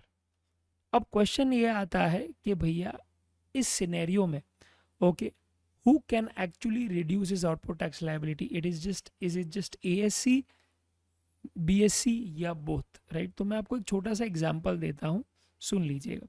Let's say for example 1/4 को मैंने माल बेचा है रिसीपेंट को, कैश सेल्स है, तो आज सिंपल सी बात है, आप ऐसा समझिए 1,18,000, 1,18,000, सामने वाला एंट्री क्या मारेगा, 1,18,000 आईटीसी, 1,18,000 उसके जेब से गया, करेक्ट। मैं वही 18,000 क्या है जमा कर दूंगा गवर्नमेंट के पास अगले महीने की 20 तारीख को, करेक्ट। 1/6 को क्या है ऐसा ही कुछ होता है कि भैया सेल्स रिटर्न हो जाता है या फिर क्या है एक्सेस रेट चार्ज हो जाता है, तो मुझे वो पैसा उसे वापस देना पड़ता है फॉर सम और दी अदर रीज़न। तो इस केस में रेट ज़्यादा डिफरेंस था तो रेट की वजह से पैसा देना पड़ा उसको वापस, राइट। तो इस सिनेरियो में आप समझिए कि मुझे पूरा पैसा वापस देना पड़ रहा है। फॉर एग्जाम्पल तो मुझे क्या एंट्री मारना पड़ेगा, 1 लाख, फिर यहाँ पे 18,000, ये हो जाएगा 1,18,000। तो यहाँ पे मैंने मेरा आउटपुट टैक्स लायबिलिटी क्या किया है, रिवर्स, जो बढ़ा दिया था यहाँ पे, जो बढ़ा दिया था उसे मैंने डेबिट कर दिया है, घटा दिया है, ठीक है। और यहाँ पे जो मैंने आईटीसी ले लिया था खामखा, वो आईटीसी में यहाँ पे क्या कर दूंगा, रिवर्स, ठीक है। और मुझे बकायदा पूरा पैसा मिल रहा है, जितना मेरे जेब से गया उतना वापस मिल रहा है। जेब से गया था 1,18,000, वापस मिल रहा है 1,18,000। 1,00,000 परचेज जो खर्चा कर दिया था उसको वापस क्या है मैंने क्रेडिट कर दिया, एंड आईटीसी 18,000 को रिवर्स कर दिया, ठीक है, परफेक्ट। तो ये रिवर्सल कब होगा, जब मैंने ओके जितना पैसा मेरे जेब से गया था उतना अगर वापस आ गया है तो मेरा आईटीसी रिवर्स कर दूंगा मैं, और सप्लायर अपना क्या आउटपुट टैक्स लायबिलिटी रिड्यूस कर देगा। Very simple, yes, okay. तो यहाँ पे तीन चीजें हुई, सप्लायर ने अपना लायबिलिटी रिड्यूस कर दिया है, सप्लायर ने रिसिपेंट को पैसा पूरा का पूरा रिफंड कर दिया टैक्स के साथ, और रिसिपेंट ने जितना आईटीसी लिया है वो रिवर्स कर दिया है। बहुत सिंपल है, क्योंकि मेरा जितना जेब कटा था उतना वापस मेरे को पैसा मिल गया है। आईटीसी जो ऊपर खामखा लिया था वो मैं क्या कर दूंगा, रिवर्स, क्योंकि मेरे पास अभी वो स्टॉक बचा ही नहीं है, राइट। रिवर्सल भी इसीलिए करूंगा बिकॉज मेरा जेब कितने से कटा था, 18,000, तो उतना पैसा तो वापस आ रहा है मेरे को, राइट। तो अब आप समझो कि 18,000 जो है वो रिवर्स नहीं करूंगा तो मैंने आईटीसी भी ले लिया ऊपर, और यहाँ पे पैसा भी वापस आ रहा, तो दो बार बेनिफिट हो जाएगा। तो दो बार बेनिफिट ना हो, राइट, कोई भी बेनिफिट ना हो मुझे, सिंपल सी बात है, इसीलिए मैंने जो बेनिफिट लिया था वो कम कर दूंगा, और जितना जेब कटा था उतना पैसा वापस आ गया है, तो सब नलीफाई हो गया, राइट, यस। पर दोस्तों यहाँ पे क्या हुआ है, बीएससी के केस में उसने अपना लायबिलिटी रिड्यूस तो कर दिया, पर पैसा रिसिपेंट को वापस नहीं दिया, ठीक है। अच्छा, यहाँ पे रिसिपेंट अनरजिस्टर्ड है तो उसको तो आईटीसी भी रिवर्स नहीं करना था, क्योंकि उसने तो आईटीसी लिया ही नहीं होगा on the very first place, right. तो उसको तो रिवर्स भी नहीं करना है। बट मेन इशू क्या हुआ कि बीएससी ने पैसा वापस नहीं किया यार, वो गलत किया उसने, राइट। जैसे कि यहाँ पे मैंने क्या है पूरा का पूरा पैसा वापस कर दिया, 1,18,000 वापस कर दिया, दिख रहा है। तब जाके मैंने क्या है कम किया अपना लायबिलिटी, जो ऊपर बढ़ा दिया था। तो अब वो पैसा वापस कर देता ना, तो एसी और बीएससी दोनों अपना लायबिलिटीज क्या है रिड्यूस कर सकते थे, आउटपुट टैक्स लायबिलिटीज। पर यहाँ पे बीएससी ने वो पैसा रिफंड नहीं किया, उसके कारण बीएससी अपना आउटपुट टैक्स लायबिलिटी रिड्यूस नहीं कर पाएगा, एसी कर पाएगा, बिकॉज उसके रिलेशन में कोई स्पेसिफिक कमेंट नहीं है। तो वी विल अज्यूम कि उसने पैसा भी रिफंड कर दिया होगा, और सिंपल सी बात है अपना आउटपुट टैक्स लायबिलिटी वो रिजल्टेंटली रिड्यूस कर सकता है, ठीक है। और एक स्टेटमेंट वहाँ पे ऐड कर देना कि बीएससी ने क्या है यहाँ पे आईटीसी रिवर्स कर दिया होगा, बिकॉज आई थिंक वो एक स्टेटमेंट है जो क्वेश्चन में होना चाहिए था, जो नहीं है, तो my bad on that, that's it, ठीक है। तो ये मुझे बहुत अच्छा इंटरेस्टिंग क्वेश्चन लगा था, so just wanted to share you with respect to tax invoice debit note credit note वाला चैप्टर। दोस्तों अब आते हैं क्वेश्चन नंबर 15 पे, जहाँ पे बात हो रही है रूल 32(5) की। अब रूल 32 सब रूल 5 जो है उसमें सिंपल सी बात है, अगर वो सेकेंड हैंड गुड्स का जो डीलर है उसने आईटीसी नहीं लिया तो मार्जिन स्कीम में जाएंगे, SP minus purchase price, positive outcome आया तो उस पर लगा देंगे जीएसटी, नेगेटिव आउटकम आया तो नो जीएसटी पेबल। पर दोस्तों अगर उसने आईटीसी लिया है और वो वो रजिस्टर्ड बंदा है, और उसने क्या है सिंपल सी बात है रजिस्टर्ड सेकेंड हैंड डीलर है, उसने आईटीसी लिया है जो कार परचेज किया उसका, तो नॉर्मल वैल्यूएशन है आउटपुट टैक्स माइनस आईटीसी, उस हिसाब से उसका वैल्यूएशन होगा, राइट। तो अब फटाफट से आते हैं यहाँ पे दोस्तों अगर आप देखेंगे कार 1 कार 2 कार 3, तो ये तीनों कार दोस्तों मार्जिन स्कीम के हिसाब से जाएगा, बिकॉज कार 4 के रिलेशन में उन्होंने कॉमेंट किया है कि भैया वो आपने एक रजिस्टर्ड पर्सन से क्या है खरीदी है, जिसने आपको 1,30,000 रुपया चार्ज किया है जीएसटी, जिसका आपने आईटीसी भी क्या है 1,30,000 ले लिया है, ओके। ये क्लियरली यहाँ पे दोस्तों उन्होंने लिखा है, ओके। तो कार 4 जो है वो ऐसा केस है जहाँ पे आप आईटीसी ले चुके हो, दूसरे पहले जो 3 है उसमें आईटीसी नहीं ले चुके हो, तो ये 3 आ जाएगा 35 रूल 32(5) के अंदर, और ये आ जाएगा नॉर्मल आईटीसी वैल्यूएशन के तहत, ठीक है। तो इसका कंप्यूटेशन मैंने शॉर्ट तरीके से बहुत इजीली कर दिया है। तो पहले का मार्जिन आता है 2.5, सेकेंड वाले का कुछ नहीं आता बिकॉज नेगेटिव में आएगा फिगर, थर्ड का आता है 50,000, राइट। तो आज इस केस में सिंपल सी बात है, ओके, ये 3 लाख आ गया मार्जिन स्कीम के तहत, उसका 18% निकालो तो 54,000 ये आ जाएगा my dear friends, and next जो है ओके कार नंबर 4 जिसमें आपने 1,30,000 का ITC ले लिया है और 9,50,000 मल्टीप्लाई बाई 18% 171 हो जाता है, तो ये आएगा 41,000 पेबल इन कैश। तो ये 41,000 आ गया ओके, और ये ऊपर आ गया क्या आपका 54, वो है 95,000। Are you getting it? Yes.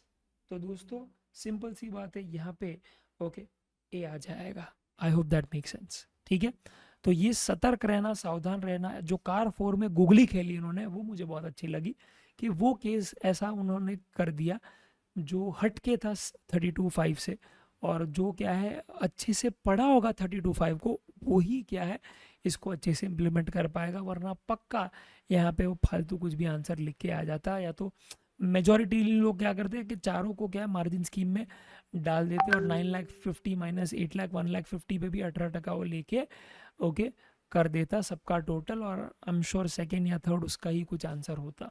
Okay तो ये प्लीज़ मत करना, देखना कि वो बंदे ने ITC लिया है या नहीं लिया है, and that very much depends कि उसने किससे खरीदा है। रजिस्टर्ड से खरीदा है तो वो GST चार्ज करेगा, तो इट्स गुड कि भाई सेकेंड हैंड डीलर ले सकता है ITC, पर अगर खरीदा ही अनरजिस्टर्ड से है तो there is no question of ITC, because सामने वाले ने GST चार्ज ही नहीं किया होगा। क्वेश्चन 16 की बात करें दोस्तों, तो यहाँ पे टाइम लिमिट पूछा है आपको to issue SCN okay where the tax is collected but not paid. ये सेक्शन 36 76 याद आता है मुझसे, जहाँ पे आपने टैक्स कलेक्ट तो किया है पर पे नहीं किया, यानी क्लियरली आपने क्या किया बेटा, चोरी, सीना जोरी। तो ऐसे जब आप अपराध करते हो, घिनौने अपराधों में आता है ये, जहाँ पे गवर्नमेंट ने बोला है देखो ये तो मैं कभी क्या है बर्दाश्त ही नहीं कर सकता कि तूने साले कलेक्ट किया पे नहीं किया। नॉनसेंस। जो पैसा तेरी तिजोरी में नहीं गवर्नमेंट की तिजोरी में होना चाहिए वो तेरी तिजोरी में, राइट। तो इससे लिए गवर्नमेंट ने बोल दिया देख भाई ये चोरी कभी भी पकड़ी जाए, 1 नहीं 10 नहीं 15 नहीं 1,000 साल पहले भी पकड़ी जाए, तेल लगाने का पिछले जन्म का भी मैं टैक्स डिमांड कर सकता हूँ, बिकॉज शो कॉज नोटिस का यहाँ पे कोई टाइम लिमिट ही नहीं है। पर हाँ टाइम लिमिट है किसका, डिमांड ऑर्डर का, क्योंकि जिस दिन आपने शो कॉज नोटिस इशू कर दिया उसके 1 साल के अंदर आपको डिमांड ऑर्डर कंपलसरीली इशू करना पड़ेगा और वो केस को रफा दफा करना पड़ेगा। Does that make sense? और इसीलिए दोस्तों यहाँ पे आएगा डी, नो टाइम लिमिट। बहुत ही ब्यूटीफुल सम था। मैक्सिमम बच्चे यहाँ पे क्या करके आएंगे, 2 years and 9 months, राइट, या फिर 4 years and 6 months, ये इनमें से ही कोई करके आएंगे। 3 years मुझे नहीं लगता है, बिकॉज SCN है तो उनके दिमाग में यही 2 टाइम लिमिट्स सेट होती है, राइट। तो वो यही करके आते, नॉट रियलाइजिंग द फैक्ट कि ना ही उन्होंने वो रीजंस मेंशन किए हैं जो 73-74 के अंदर है, सॉरी एक्चुअली 73-74 के अंदर ये रीजन मेंशनड नहीं है। Tax not paid, tax short paid, right, and is refund and ITC availed, right. तो आप अगर बोलोगे सर टैक्स नॉट पेड ही हुआ ये, तो सर नहीं, टैक्स नॉट पेड जो 73-74 में है और जो यहाँ पे है वो बहुत अलग है, राइट। 73-74 में इट्स समथिंग लाइक कि टैक्स नॉट पेड का मतलब क्या है कि या तो मैंने कम टैक्स पे किया है या तो मैंने टैक्स ही पे नहीं किया है, राइट। तो टैक्स शॉर्ट पेड में वो कम टैक्स पे किया, यानी मैंने कलेक्ट किया 12%, ओके करेक्ट, सॉरी मैंने कलेक्ट किया 5%, जबकि मुझे कलेक्ट करना चाहिए था 12%, राइट। तो दैट्स शॉर्ट पेड, क्योंकि मैंने कलेक्ट भी कम किया और पे भी कम किया है, ओके। तो 5 के बदले मुझे एक्चुअली 12 करना चाहिए था। और टैक्स नॉट पेड का क्या सीन है कि मुझे लगा कि मेरा सप्लाई क्या है, एग्जेम्प्ट है, तो मैंने टैक्स कलेक्ट ही नहीं किया, पे भी नहीं किया। तो वैसे सिनेरियोज आते हैं वहाँ पे। और 76 में वो स्पेसिफिकली केस इसीलिए बिकॉज उसके अलग प्रोविजंस है माय डियर फ्रेंड्स, जो क्या है हमको कंसिडर करने पड़ेंगे, okay. I hope that makes a lot of sense my dear friends, okay. तो प्लीज़ याद रखना ये चीज़ यहाँ पे बहुत ज़्यादा इम्पॉर्टेंट है, ओके परफेक्ट।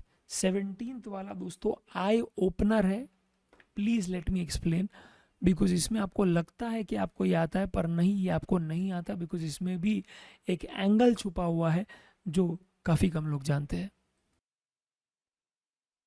फ्रेंड्स बात कर रहा हूँ मैं हैप्पी सिंह, जो एक रेसिडेंशियल ओनर है और उसने अपना जो 3rd और 4th फ्लोर है वो भाड़े पे दिया है, किसको, रंजोत को। और रंजोत ने ओके आगे टेनेंसी राइट्स इशू किए हैं परमिंदर को, राइट।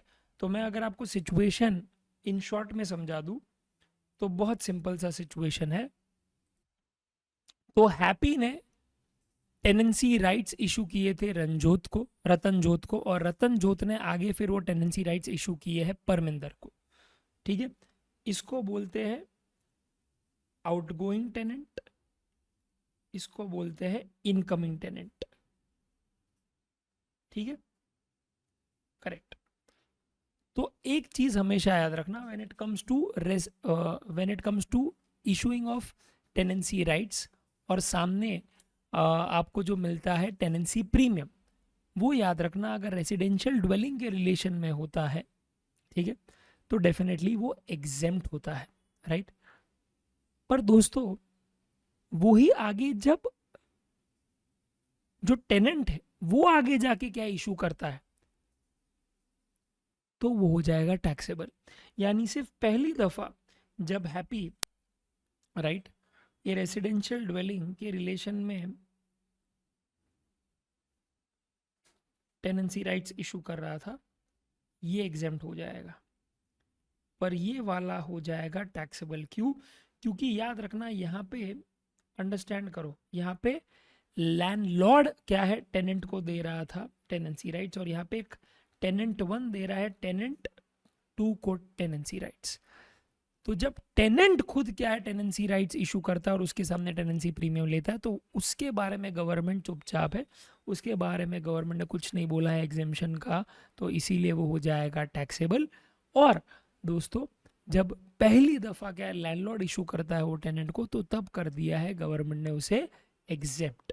Okay, perfect. और जो यहाँ पे फाइनली ये राइट्स इशू करने के बाद जो राइट्स ऑक्यूपाई करेगा, जो प्रेमाइसेस ऑक्यूपाई करेगा after getting the tenancy rights, okay, monthly rent जो है वो तो उसे पे करना ही पड़ेगा हैप्पी को, तो वो तो क्या है दोस्तों एग्जेम्प्ट ही होगा, because it is in relation to residential dwelling. And I am also assuming कि परमिंदर जो है वो एक अनरजिस्टर्ड पर्सन है, ठीक है, क्योंकि ये मंथली रेंट के रिलेशन में भी एक नया पोजीशन आया दोस्तों कि यूज़ कोई भी हो, राइट। पर अगर आप एक रजिस्टर्ड पर्सन को क्या है दोस्तों भाड़े पे देते हैं एक रेसिडेंशियल ड्वेलिंग, यूज़ कुछ भी हो, डजेंट मैटर, आरसीएम लग जाएगा। पर अगर दोस्त वही क्या है रिसिपेंट रजिस्टर्ड है, पर वो रजिस्टर्ड इंडिविजुअल है जो अपने रेसिडेंस के पर्सनल यूज़ के लिए यूज़ कर रहा है, तो भैया वो हो जाएगा एग्जेम्प्ट, और अनरजिस्टर्ड हुआ तो भी वो हो जाएगा एग्जेम्प्ट, ठीक है। That's it my dear friends. तो इसीलिए यहाँ पे सिंपल सी बात है, हैप्पी सिंह को जो पैसा मिल रहा है इन द फॉर्म ऑफ रेंट वो हो जाएगा एग्जेम्प्ट, और रतनजोत राइट जो टेनेंसी राइट्स इशू किए जिसके अगेंस्ट में उसको टेनेंसी प्रीमियम मिला है वो हो जाएगा टैक्सेबल। सर कहाँ लिखा है ये? Let me show you once. यहाँ लिखा है, मैंने आपके लिए एक पैराग्राफ रखा है, service provided by outgoing tenant to incoming tenant by the way of surrendering tenancy rights of a residential dwelling in the form of tenancy premium is taxable. Okay, I hope दोस्तों this makes sense, and I hope your clarity with respect to tenancy rights is very very very clear, ठीक है, perfect.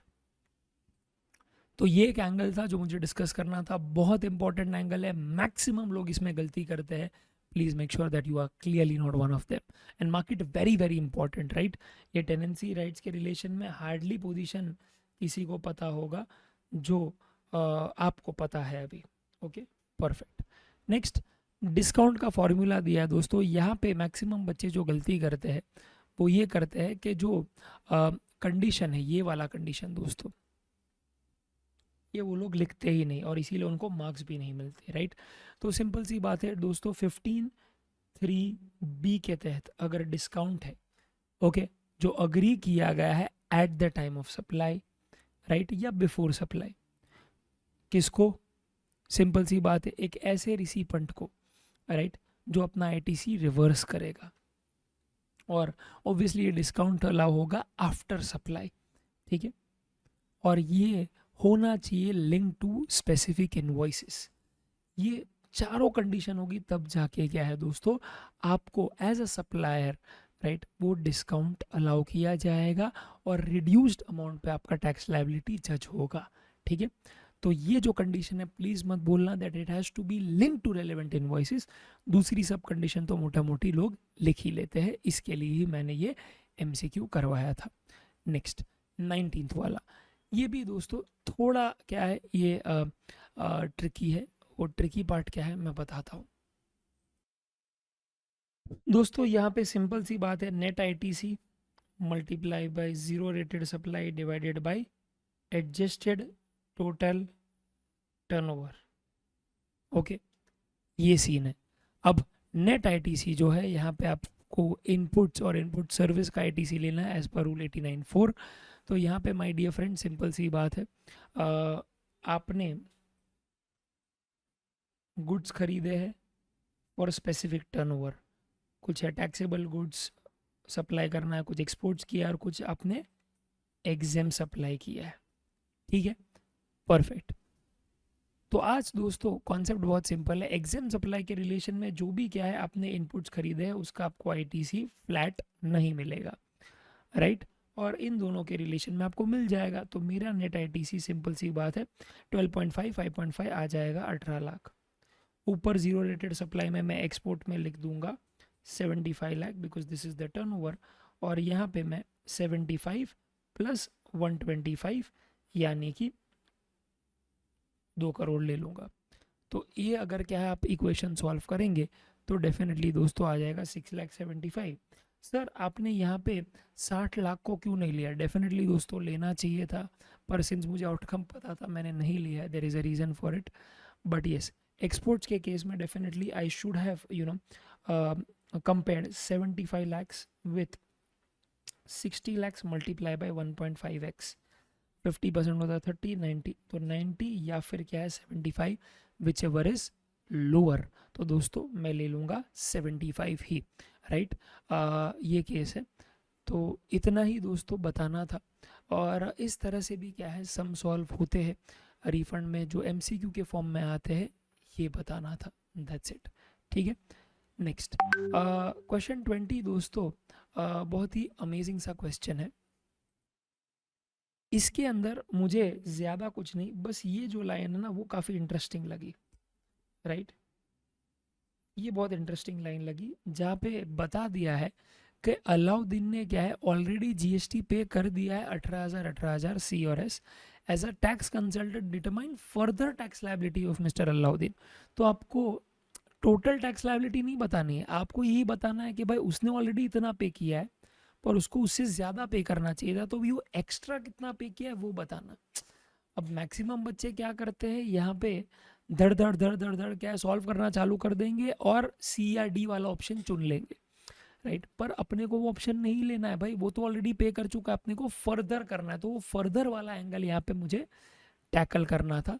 दूसरा तो SIM बहुत easy है, 2 लाख रुपये आपका transaction value हो जाता है 3,000, फिर फ्रेट आ जाएगा 2500, handling charges 1500, and cash discount जो है दोस्तों उसने ऑन द स्पॉट दिया है और वो कभी भी पहले अग्री नहीं था। तो सिंपल सी बात है, हम लोग वो कैश डिस्काउंट को क्लियरली इग्नोर कर देंगे, वो 15(3)(b के तहत रिड्यूस नहीं होगा। तो वो ये 3,000 5,500 प्लस आ जाता है 5,500 एंड 1,500 इज 7,000, तो 2,07,000 का 18% आता है। फिर वो जो भी आता होगा दोस्तों, अभी ले ही लेते उसमें क्या है, वो 37,260 आता है माय डियर फ्रेंड्स, और आपने ऑलरेडी 36,000 पे कर दिया है, राइट। तो 1260 को अगर डिवाइड करें तो 630 सी और एस आता है, considering both the transactions were considering all the transactions were intrastate. तो सिंपल सी बात है माय डियर फ्रेंड्स, या एब्सोल्युटली ए ऑप्शन आ जाएगा। और वो कंसिडर क्यों किया है मैंने कि all the supplies were intrastate, because Alauddin है ओके जो रजिस्टर्ड है अलाहाबाद में, has received an order for supply of goods from another local registered dealer Jalauddin. और वो बोला है यहाँ पे अनदर लोकल रजिस्टर्ड डीलर, दिख रहा है यहाँ पे, छोटी छोटी बात कितनी मैटर करती है। तो अगर क्या CSI दिया है ना तो पढ़ो कि प्लेस ऑफ सप्लाई क्या होगा उसका। तो भैया सिंपल सी बात है, उसने इलाहाबाद में ही बेचा है माल, तो पूरा ट्रांजैक्शन इंट्रा है और इसीलिए मैंने C और S लिया है और इसीलिए ए आ जाएगा option. I hope that makes a lot of sense, okay. 21 दोस्तों बात कर रहा हूँ with respect to time limit of issuance of SCN in non payment of tax on account of reasons other than fraud wilful statement suppression of facts. दोस्तों simple सी बात है, non payment वाला केस है यानी टैक्स नॉट पेड वाला case है और रीजन अदर देन है, अदर देन। तो क्लियरली दिस इज 73 में शो कॉज की बात करें तो भैया 2 साल और 9 महीना ही याद आता है from the due date of filing annual return, okay, to which such tax not paid relates to a वाला ऑप्शन आ जाएगा। ठीक है, परफेक्ट। मुझे एक्चुअली आपको एक क्वेश्चन पूछना है, अगर इसके बदले ओके क्वेश्चन होता एरएनएस रिफंड का, राइट, कि भैया शो कॉज नोटिस आया with respect to erroneous refund other than fraud wilful statement suppression of facts, तो जो 2 years and 9 months का ओके डेट है वो कहाँ से कैलकुलेट होता, बताइए। क्या यहाँ पे जो ऑप्शन दिए हैं are they relevant? Comment section में लिखिएगा प्लीज, कमेंट सेक्शन में लिखिएगा। इसका आंसर मैं बता देता हूँ, पर अगर आंसर आपका सही आ जाता है तो डेफिनेटली माय डियर फ्रेंड्स अपने आप को शाबाशी देना। वो 2 years and 9 months दोस्तों याद रखना, due date of the annual return following the financial year नहीं है, वो है from the date of grant of refund. Yes, बराबर से क्या है, सेक्शन 73 पढ़ना या फिर मेरी समरी नोट्स देख लेना, क्लियरली मैंने क्या है लिखा है। Let me just show you. Okay, ये है डिमांड एंड रिकवरी, इसके अंदर yes there we go. Okay, तो यहाँ पे टाइम लिमिट है 73 का और यहाँ पे ऑल केसेस अलग है और एरएनएस रिफंड के बारे में अलग से मैंने दिया है 2 years and 9 months। Okay, from या फिर demand order 3 years from the date of erroneous refund, ये बहुत इंपॉर्टेंट है, समझा। यस, और ऊपर क्या लिखा है, date of due date of filing annual return. तो ये चीज़ प्लीज़ याद रखना, मैक्सिमम लोग इसमें गलती खा जाते हैं। 22 माय डियर फ्रेंड्स, ये भी बहुत ज़्यादा इंटरेस्टिंग है, प्लीज़ ध्यान रखना। सबसे पहला यहाँ पे उन्होंने गूगली मारा है कि भैया ये सब कुछ करता है वो, राइट, फोक परफॉर्मेंस करता है ये वो, बट यहाँ पे लिखा है ब्रांड एम्बेसडर। तो भैया सिंपल सी बात है, ओके, अगर ये एग्जाम्प्ट लिखा है तो ये इनकरेक्ट स्टेटमेंट हो जाता है। सेकंड वाला दोस्तों यहाँ पे ब्यूटी है, ब्यूटी, ये कोई किसी के नज़र में ही नहीं आएगा, किसी के 100% मैं बोलता हूँ किसी के नज़र में नहीं। अगर आपके नज़र में आया है ये बात, राइट, तो सबसे पहले कमेंट करो करेक्ट है या इनकरेक्ट, और प्लीज़ लिखना अगर ऑनेस्टली आपने ये फिगर आउट कर दिया है तो, कि सर मुझे ये एडजस्टमेंट आया है लाइफ इंश्योरेंस वाला, लिख देना तो मुझे, तो मैं आपको डेफिनेटली क्या फ्री चार्ट बुक दे दूंगा। और ऑनेस्टली लिखना, okay, I ask you to DM to a number और मैं आपको डेफिनेटली क्या अवेल करवा दूंगा। यहाँ पे दोस्तों वर्ड क्या लिखा है, यहाँ पे वर्ड लिखा है दोस्तों minimum amount of 2 lakhs is exempt. Yes my dear friends, समझा, minimum shouldn't be the word, maximum should be the word. कि मैक्सिमम अगर आपका क्या है कवरेज है 2 लाख का, तो फिर वैसी स्कीम्स का जो प्रीमियम है वो एग्जेम्प्ट होता है। पर यहाँ पे वर्ड लिखा है मिनिमम, मैक्सिमम नहीं, मिनिमम, जो गलत था, समझा। यस, तो ऐसी छोटी छोटी बातों पे ये लोग ट्विस्ट मारते हैं, बहुत बढ़िया लगा, मजा आ गया।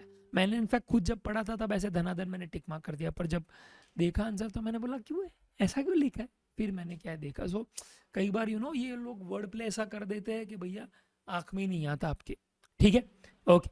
And the last is my dear friends acquiring bank वाला ट्रांजैक्शन है, जहाँ पे ट्रांजैक्शन का अमाउंट दोस्तों उन्होंने 2500 किया, जबकि एक्चुअली वो है कितना, 2000, कि अप टू 2000 अमाउंट है, तो डेफिनेटली क्या है वो हो जाएगा एग्जेम्प्ट, ठीक है, वो सर्विस का जो भी कंसिडरेशन होगा वो हो जाएगा एग्जेम्प्ट। तो दोस्तों सिंपल सी बात है, ये भी इनकरेक्ट है, ये भी इनकरेक्ट है, ये भी इनकरेक्ट है, तो डी आ जाएगा answer, yes sir, okay. Next, my dear friends, which of the following statement is incorrect while issuing a tax invoice? तो place of supply in case of interstate supply is not required to be mentioned. Definitely दोस्तों it is incorrect because it is required to be mentioned.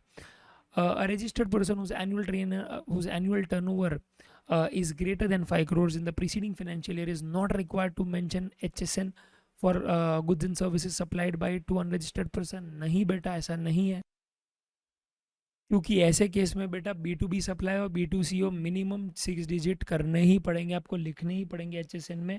और ये बाकायदा क्या है दोस्तों, अपनी chart book में मैंने यहाँ पे मेंशन करवाया है, just saying my dear friends, okay, कि अप टू 5 करोड़ है तो B2B में 4 और B2C में ऑप्शनल है कि 4 लिखो, पर ग्रेटर देन 5 करोड़ है तो B2B एंड B2C दोनों में दोस्तों आपको मिनिमम 6 डिजिट लिखना ही पड़ेगा।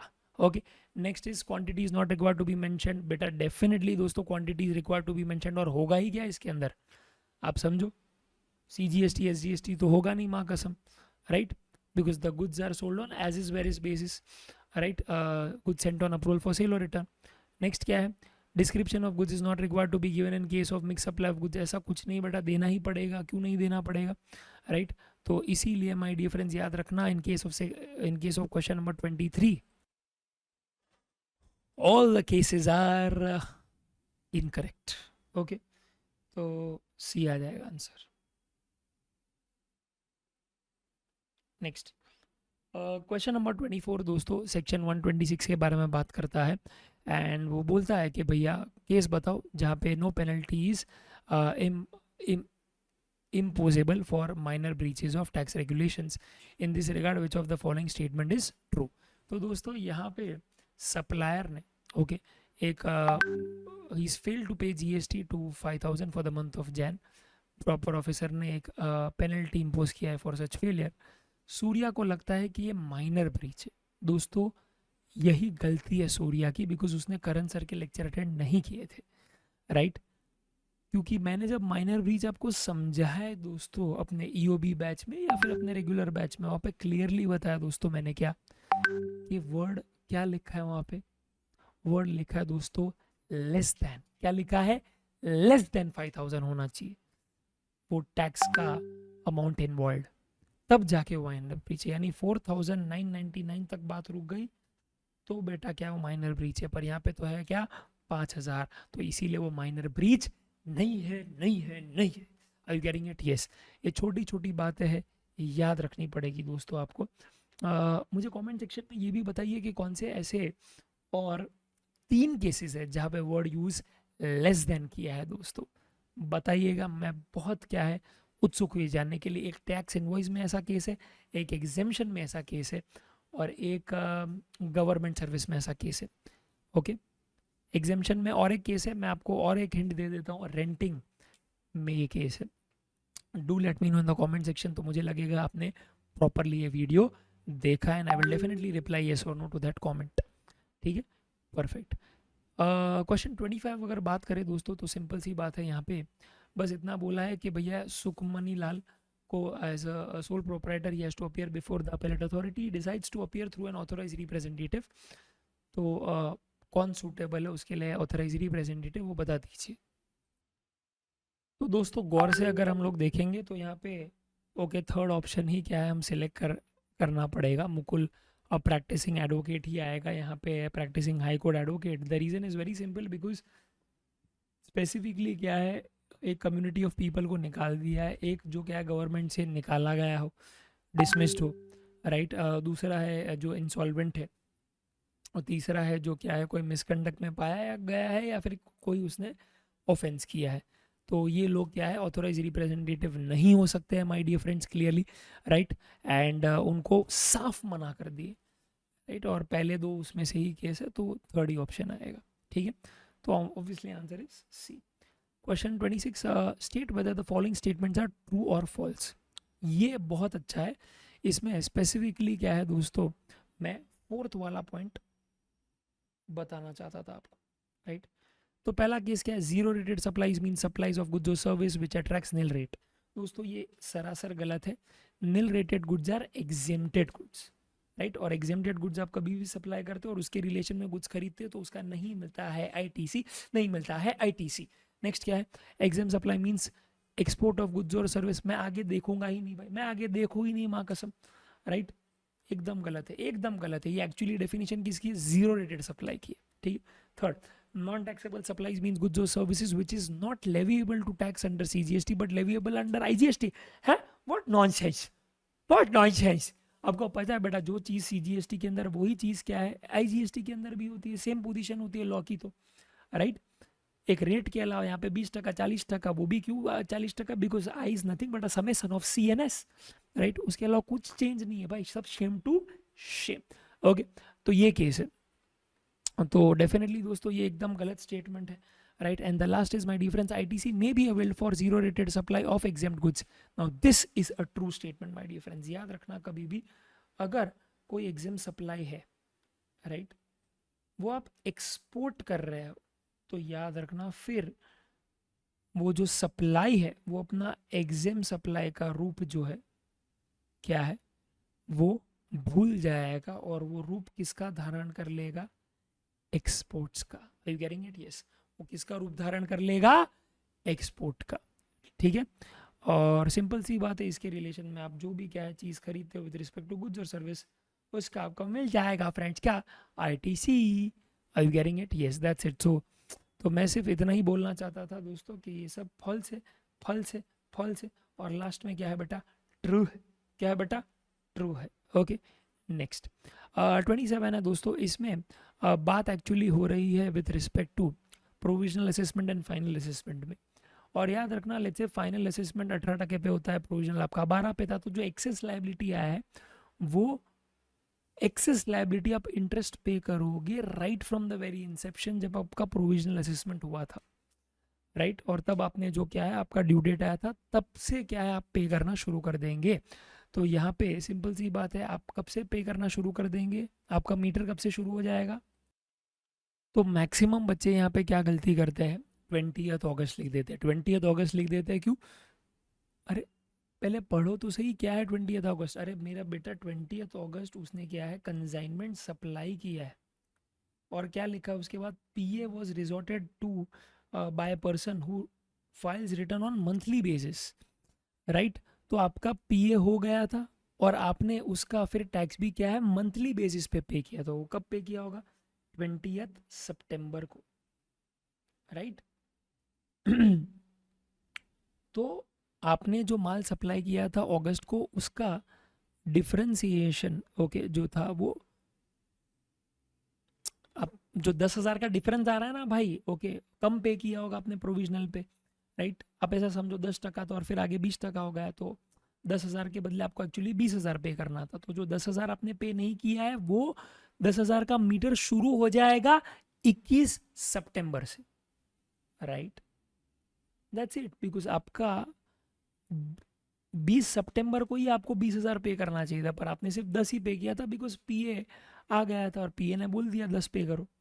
समझा, मैं हाइपोथेटिकली बता रहा हूँ एक एग्जांपल, पर एक्चुअली आपको फाइनल असेसमेंट के बाद पता चला कि नहीं यार एक्चुअली 10 नहीं 20 पे करना चाहिए था मुझे 20/9 को। तो to make up for the delayed time, okay, जो फाइनली आपका ख़त्म हुआ 20 दिसंबर को दोस्तों, आप यहाँ से यहाँ लेके यहाँ पे जो पीरियड आपका है डिलेड पीरियड, ओके, वो दोस्तों आप उस पर इंटरेस्ट पे करेंगे विच इज़ 91 डेज। कैसे आया 91 डेज, सितंबर में होते 30, 20 चले गए बचे 10, अक्टूबर में 31, नवंबर में 30, दिसंबर में 6, 20। ये भी याद रखना, ये भी बहुत बड़ी गलती करते हैं लोग, यहाँ पे 20 नहीं 19 ले लेते, बट नहीं बेटा, जिस दिन पे आपने पे किया है वो भी एक अपने आप में क्या है डिलेड डे है माय डियर फ्रेंड्स।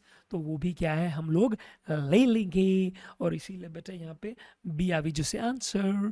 तो ये भी एक थोड़ा ट्रिकी इसीलिए बिकॉज लोगों को पता नहीं होता है प्रोविजनल असेसमेंट का कंप्यूटेशन कैसे करना है। वो लोग जनरली 20 अगस्त से ले लेते हैं और फिर देखते हैं सर ऑप्शन क्यों नहीं है इसमें 101 डेज का या जो भी एक्सटेंडेड अमाउंट है उसका, राइट। तो they will keep doing something like that. तो डोंट डू दिस प्लीज, ठीक है। नेक्स्ट इज क्वेश्चन नंबर 28 है my dear friends, come on come on come on. दोस्तों ये सिचुएशन में कॉन्सेप्ट बहुत सिंपल है। फरी लिमिटेड है इंडिया का, उसने यूएस वाले से कॉन्ट्रैक्ट लिया है $5 लाख का। अब फरी को लगा कि यार वो पूरा कॉन्ट्रैक्ट एग्जीक्यूट नहीं कर पाएगा, इसीलिए उसने बोला मैं 3 लाख का कर दूंगा, और निक जो मेक्सिको का है, राइट, उसको मैं बोल देता हूँ कि 2 लाख वर्थ ऑफ कॉन्ट्रैक्ट वो क्या है, 2 लाख वर्थ ऑफ कॉन्ट्रैक्ट का जो सर्विस है वो डायरेक्टली यूएस क्लाइंट को दे दे, राइट। परफेक्ट, यूएस वाले ने 3 लाख मुझे दे दिया, 2 लाख निक को दे दिया। अब सिचुएशन क्या है देखो, राइट, अगर ये नॉर्मल तरीके से होता है, ये ट्रांजैक्शन थोड़ा कॉम्प्लिकेटेड तरीके से है, नॉर्मल तरीका होता जहाँ पे लेट्स से क्या है ये थोड़ा इनसिक्योर होता अपना फरी लिमिटेड, और वो क्या है निक को क्लाइंट से इंट्रोड्यूस ही नहीं करता, तो वो क्या करता पता है, ओके, उसको ऑर्डर मिला है कहाँ से, यूएस क्लाइंट से, फरी को। फरी उसे सब कॉन्ट्रैक्ट कर देता अपने निक को, ठीक है। तो निक इसे दे देता कितना, $2 लाख का सर्विस, और ये इसको दे देता $5 लाख का सर्विस। परफेक्ट। ओके, इससे लेके जो भी है रिपोर्ट विपोर्ट है, तो उससे लेके वो आगे चिपका देता। परफेक्ट है, यस। तो ये हो जाता क्या, सिंपल, ये मेक्सिको में है, ये इंडिया में है, ये यूएस में है। तो ये क्लासिक केस हो जाता किसका, इंपोर्ट का, और ये क्लासिक केस हो जाता किसका, एक्सपोर्ट ऑफ सर्विस का। तो बस वही है दोस्तों, याद रखना। फरी ने यहाँ पे स्पेसिफिकली क्या है बोल दिया है कि भैया IGST @ 18% paid on service imported from निक, राइट। तो भले ही दोस्तों यहाँ पे पेमेंट सीधा गया है यूएस से निक को, पर अपने को ऐसे ही समझना है कि अपन ने क्या है, निक का सर्विस इंपोर्ट किया है और आगे जाके पूरा सर्विस एक्सपोर्ट किया है। तो इस पे आपने क्या है, IGST पे कर दिया है। तो फिर गवर्नमेंट बोलता है ठीक है, आपने इस पे IGST पे कर दिया है ना, राइट, जबकि पेमेंट मैंने किया नहीं है, यूएस वाले ने किया। तो गवर्नमेंट बोलता है फिर एक काम करूंगा, ओके, पूरी 5 लाख की सर्विस को मैं स्टेटस दे दूंगा किसका, एक्सपोर्ट का। Are you getting it, yes.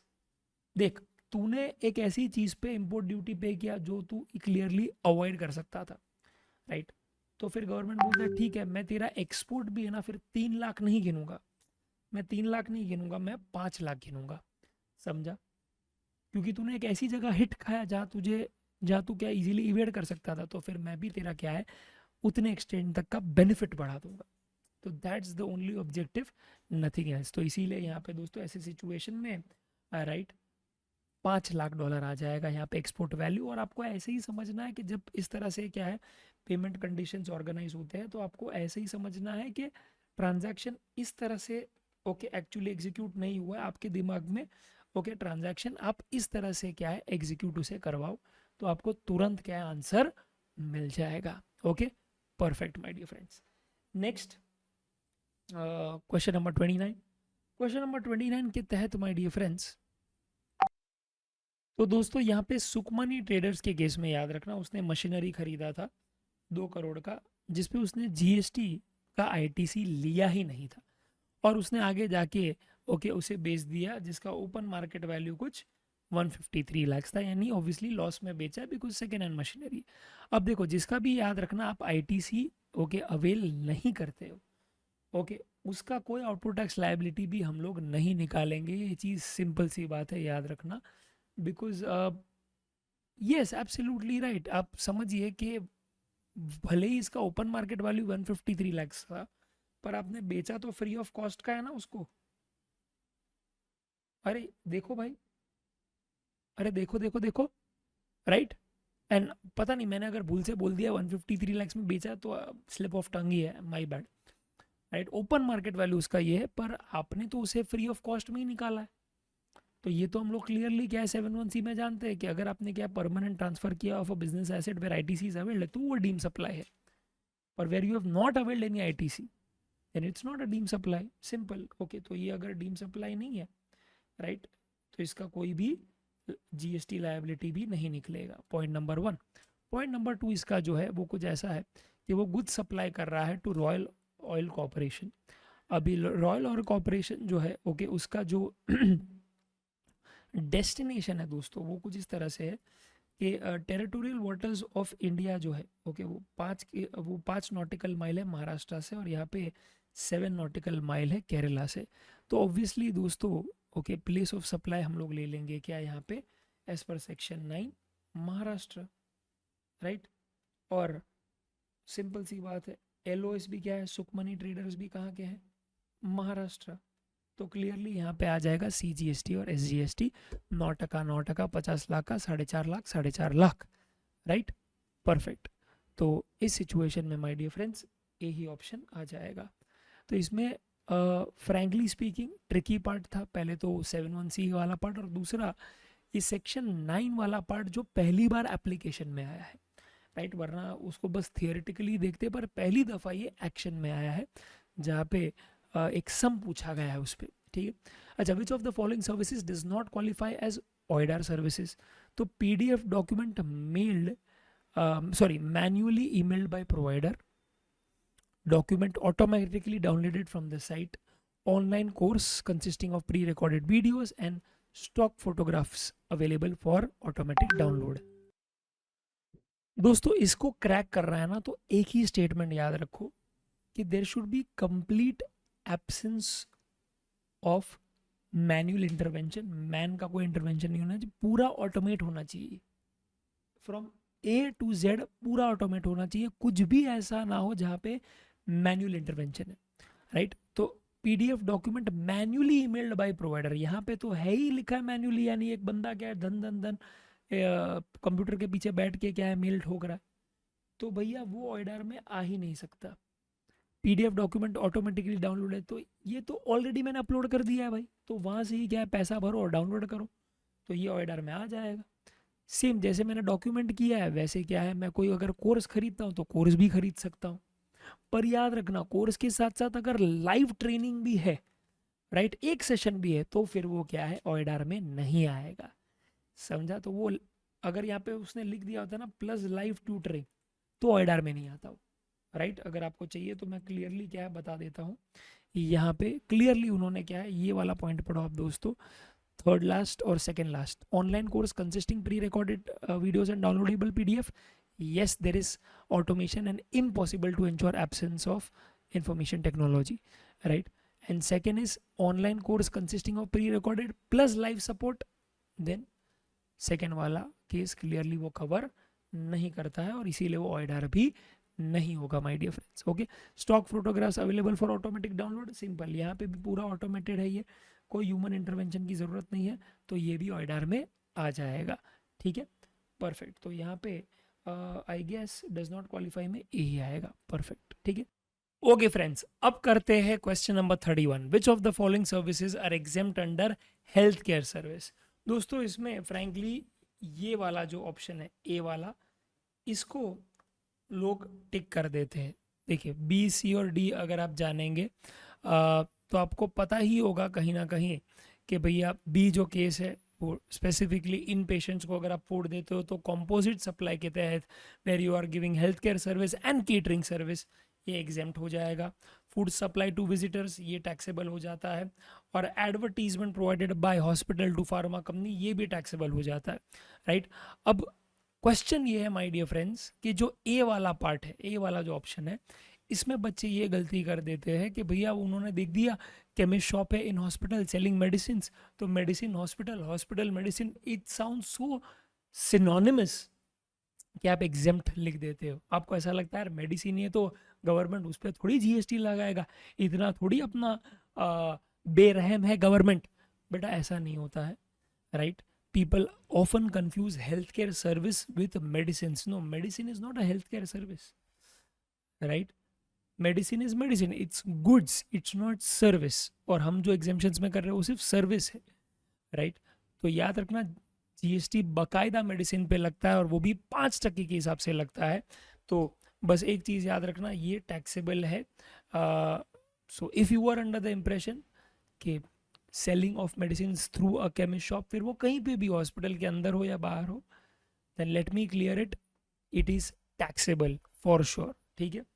Second 32nd, okay, ये भी बहुत काफ़ी इंटरेस्टिंग सा है, सप्लाई चैप्टर का है. XX registered in Delhi. तो इसमें सीन क्या है मैं आपको बता देता हूँ कि जो XX है, ठीक है, उसने परचेज किया है बुक्स किससे, पीसी ट्रेडर से बुक्स परचेज किया है, और उसने वो बुक्स ओके कोई जीटीए से ट्रांसपोर्ट करवा दिया है.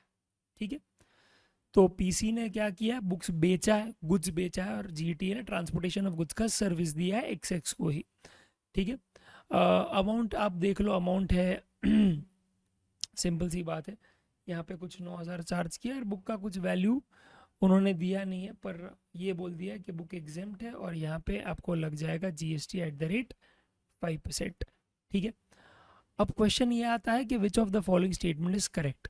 तो दोस्तों let me tell you one thing, यहाँ पे मैक्सिमम बच्चे मिस्टेक क्या कर लेते हैं, ये दोनों को फॉर सम रीज़न कंबाइन कर देते हैं और बोल देते हैं कि ये कॉम्पोजिट सप्लाई है, और पूरी वैल्यू पे ओके जो बुक्स है, जो प्रिंसिपल सप्लाई है उसका रेट लग जाएगा, और सिंस यहाँ पे वो एग्जाम्प्ट है तो पूरा वैल्यू एग्जाम्प्ट हो जाएगा।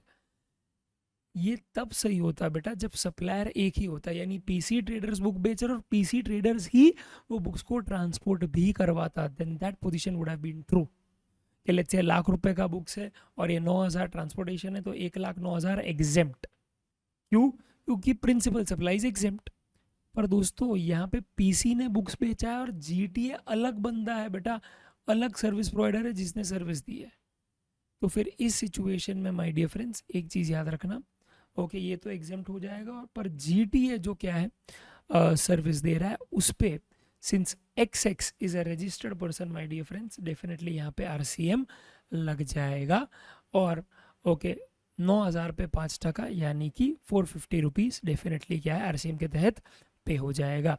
तो GST of 450 is payable by GTA, यानी कि डी ऑप्शन क्रैक हो जाएगा यहाँ पे। ठीक है, परफेक्ट। बाय जीटीए नहीं, आई am so sorry, by XX। ठीक है, तो ए ऑप्शन ट्रिगर हो जाएगा यहाँ पे। आई होप दैट मेक सेंस। तो अब कई बार हम लोग क्या करते हैं, अपने मन में जो थॉट्स होते हैं ना उसको सोचते हैं और उसके हिसाब से आंसर देते हैं, न कि लुकिंग एट द रियलिटी कि एक्चुअल में क्वेश्चन क्या पूछा है। तो make sure that you are very aware while answering. बस यही ट्रिकीनेस था इसमें, और कुछ नहीं था। ठीक है, डायग्राम ड्रॉ करोगे ना तो आधा प्रॉब्लम आपका वहीं सॉल्व हो जाएगा कि कौन सप्लायर है कौन रिसिपेंट है। Very clear, right, perfect. Question 33, CN को रजिस्टर्ड सप्लायर इन दिल्ली। 99% लोग यहाँ पे गलत आंसर देते हैं, and let's see if you can crack it. ये एक्चुअली इंटर का क्वेश्चन है, पर मैं फाइनल में भी पढ़ाता हूँ बिकॉज फाइनल के लोग भी इसे क्लियर नहीं कर सकते हैं। Let's see if you can do it. CN को रजिस्टर्ड सप्लायर है दिल्ली में, उसने कॉम्बो स्कीम लिया है। ओके, तो आज ये CN को दोस्तों कुछ बेचता है कुछ खरीदता है। बेचा है उसने कितना, 15 लाख का माल। ठीक है, और खरीदा है उसने 2 जन से, if I am not wrong.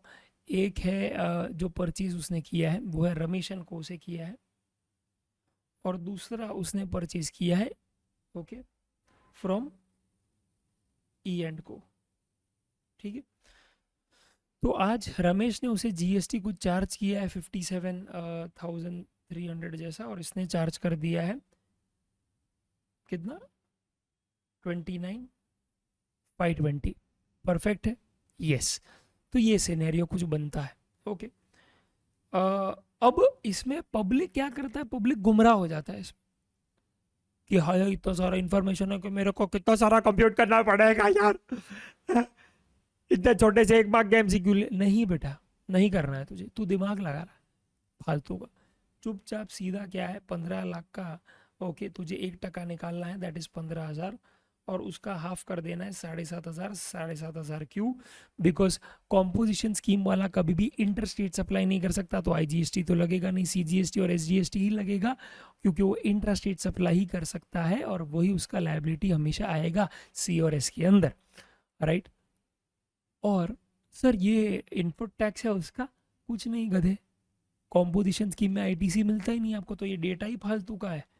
अगर मैं तेरी जगह पे होता तो मैं वो डेटा रीड ही नहीं करता। अगर सिंपल सी बात है, याद रखना, कॉम्पोजिशन स्कीम वाले का सम आया, मैं सिर्फ आउटवर्ड सप्लाई देखूंगा और ये देख लूंगा कि भैया वो कॉम्पो टैक्स पे रेस्टोरेंट वाला है, ट्रेडर है, मैन्युफैक्चरर है, या फिर सर्विस प्रोवाइडर है, सिंपल, और अकॉर्डिंगली उस हिसाब से रेट लगा दूंगा, दैट्स इट। मैं इनवर्ड सप्लाई का कोई इन्फॉर्मेशन नहीं देखूंगा अनलेस इट्स RCM वाला केस, दैट्स इट।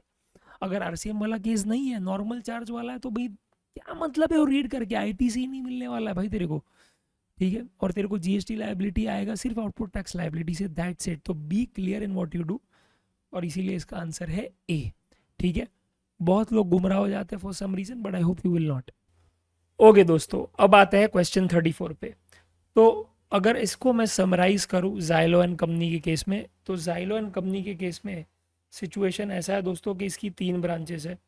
ठीक है, और तीनों ब्रांचेस क्या है, पंजाब के स्टेट में ही है, राइट। एक है अपनी जलंधर में, एक है अमृतसर में, और एक है लुधियाना। ओके, तो दोस्तों यहाँ पे सबसे पहला इसका यही क्वेश्चन है कि भैया कौन सी ब्रांच में रजिस्टर करवाओ, बता दो। ओके, उसका थ्रेशोल्ड लिमिट क्या एक्सीड हो गया होगा, अब वो जानना चाहता है आपसे।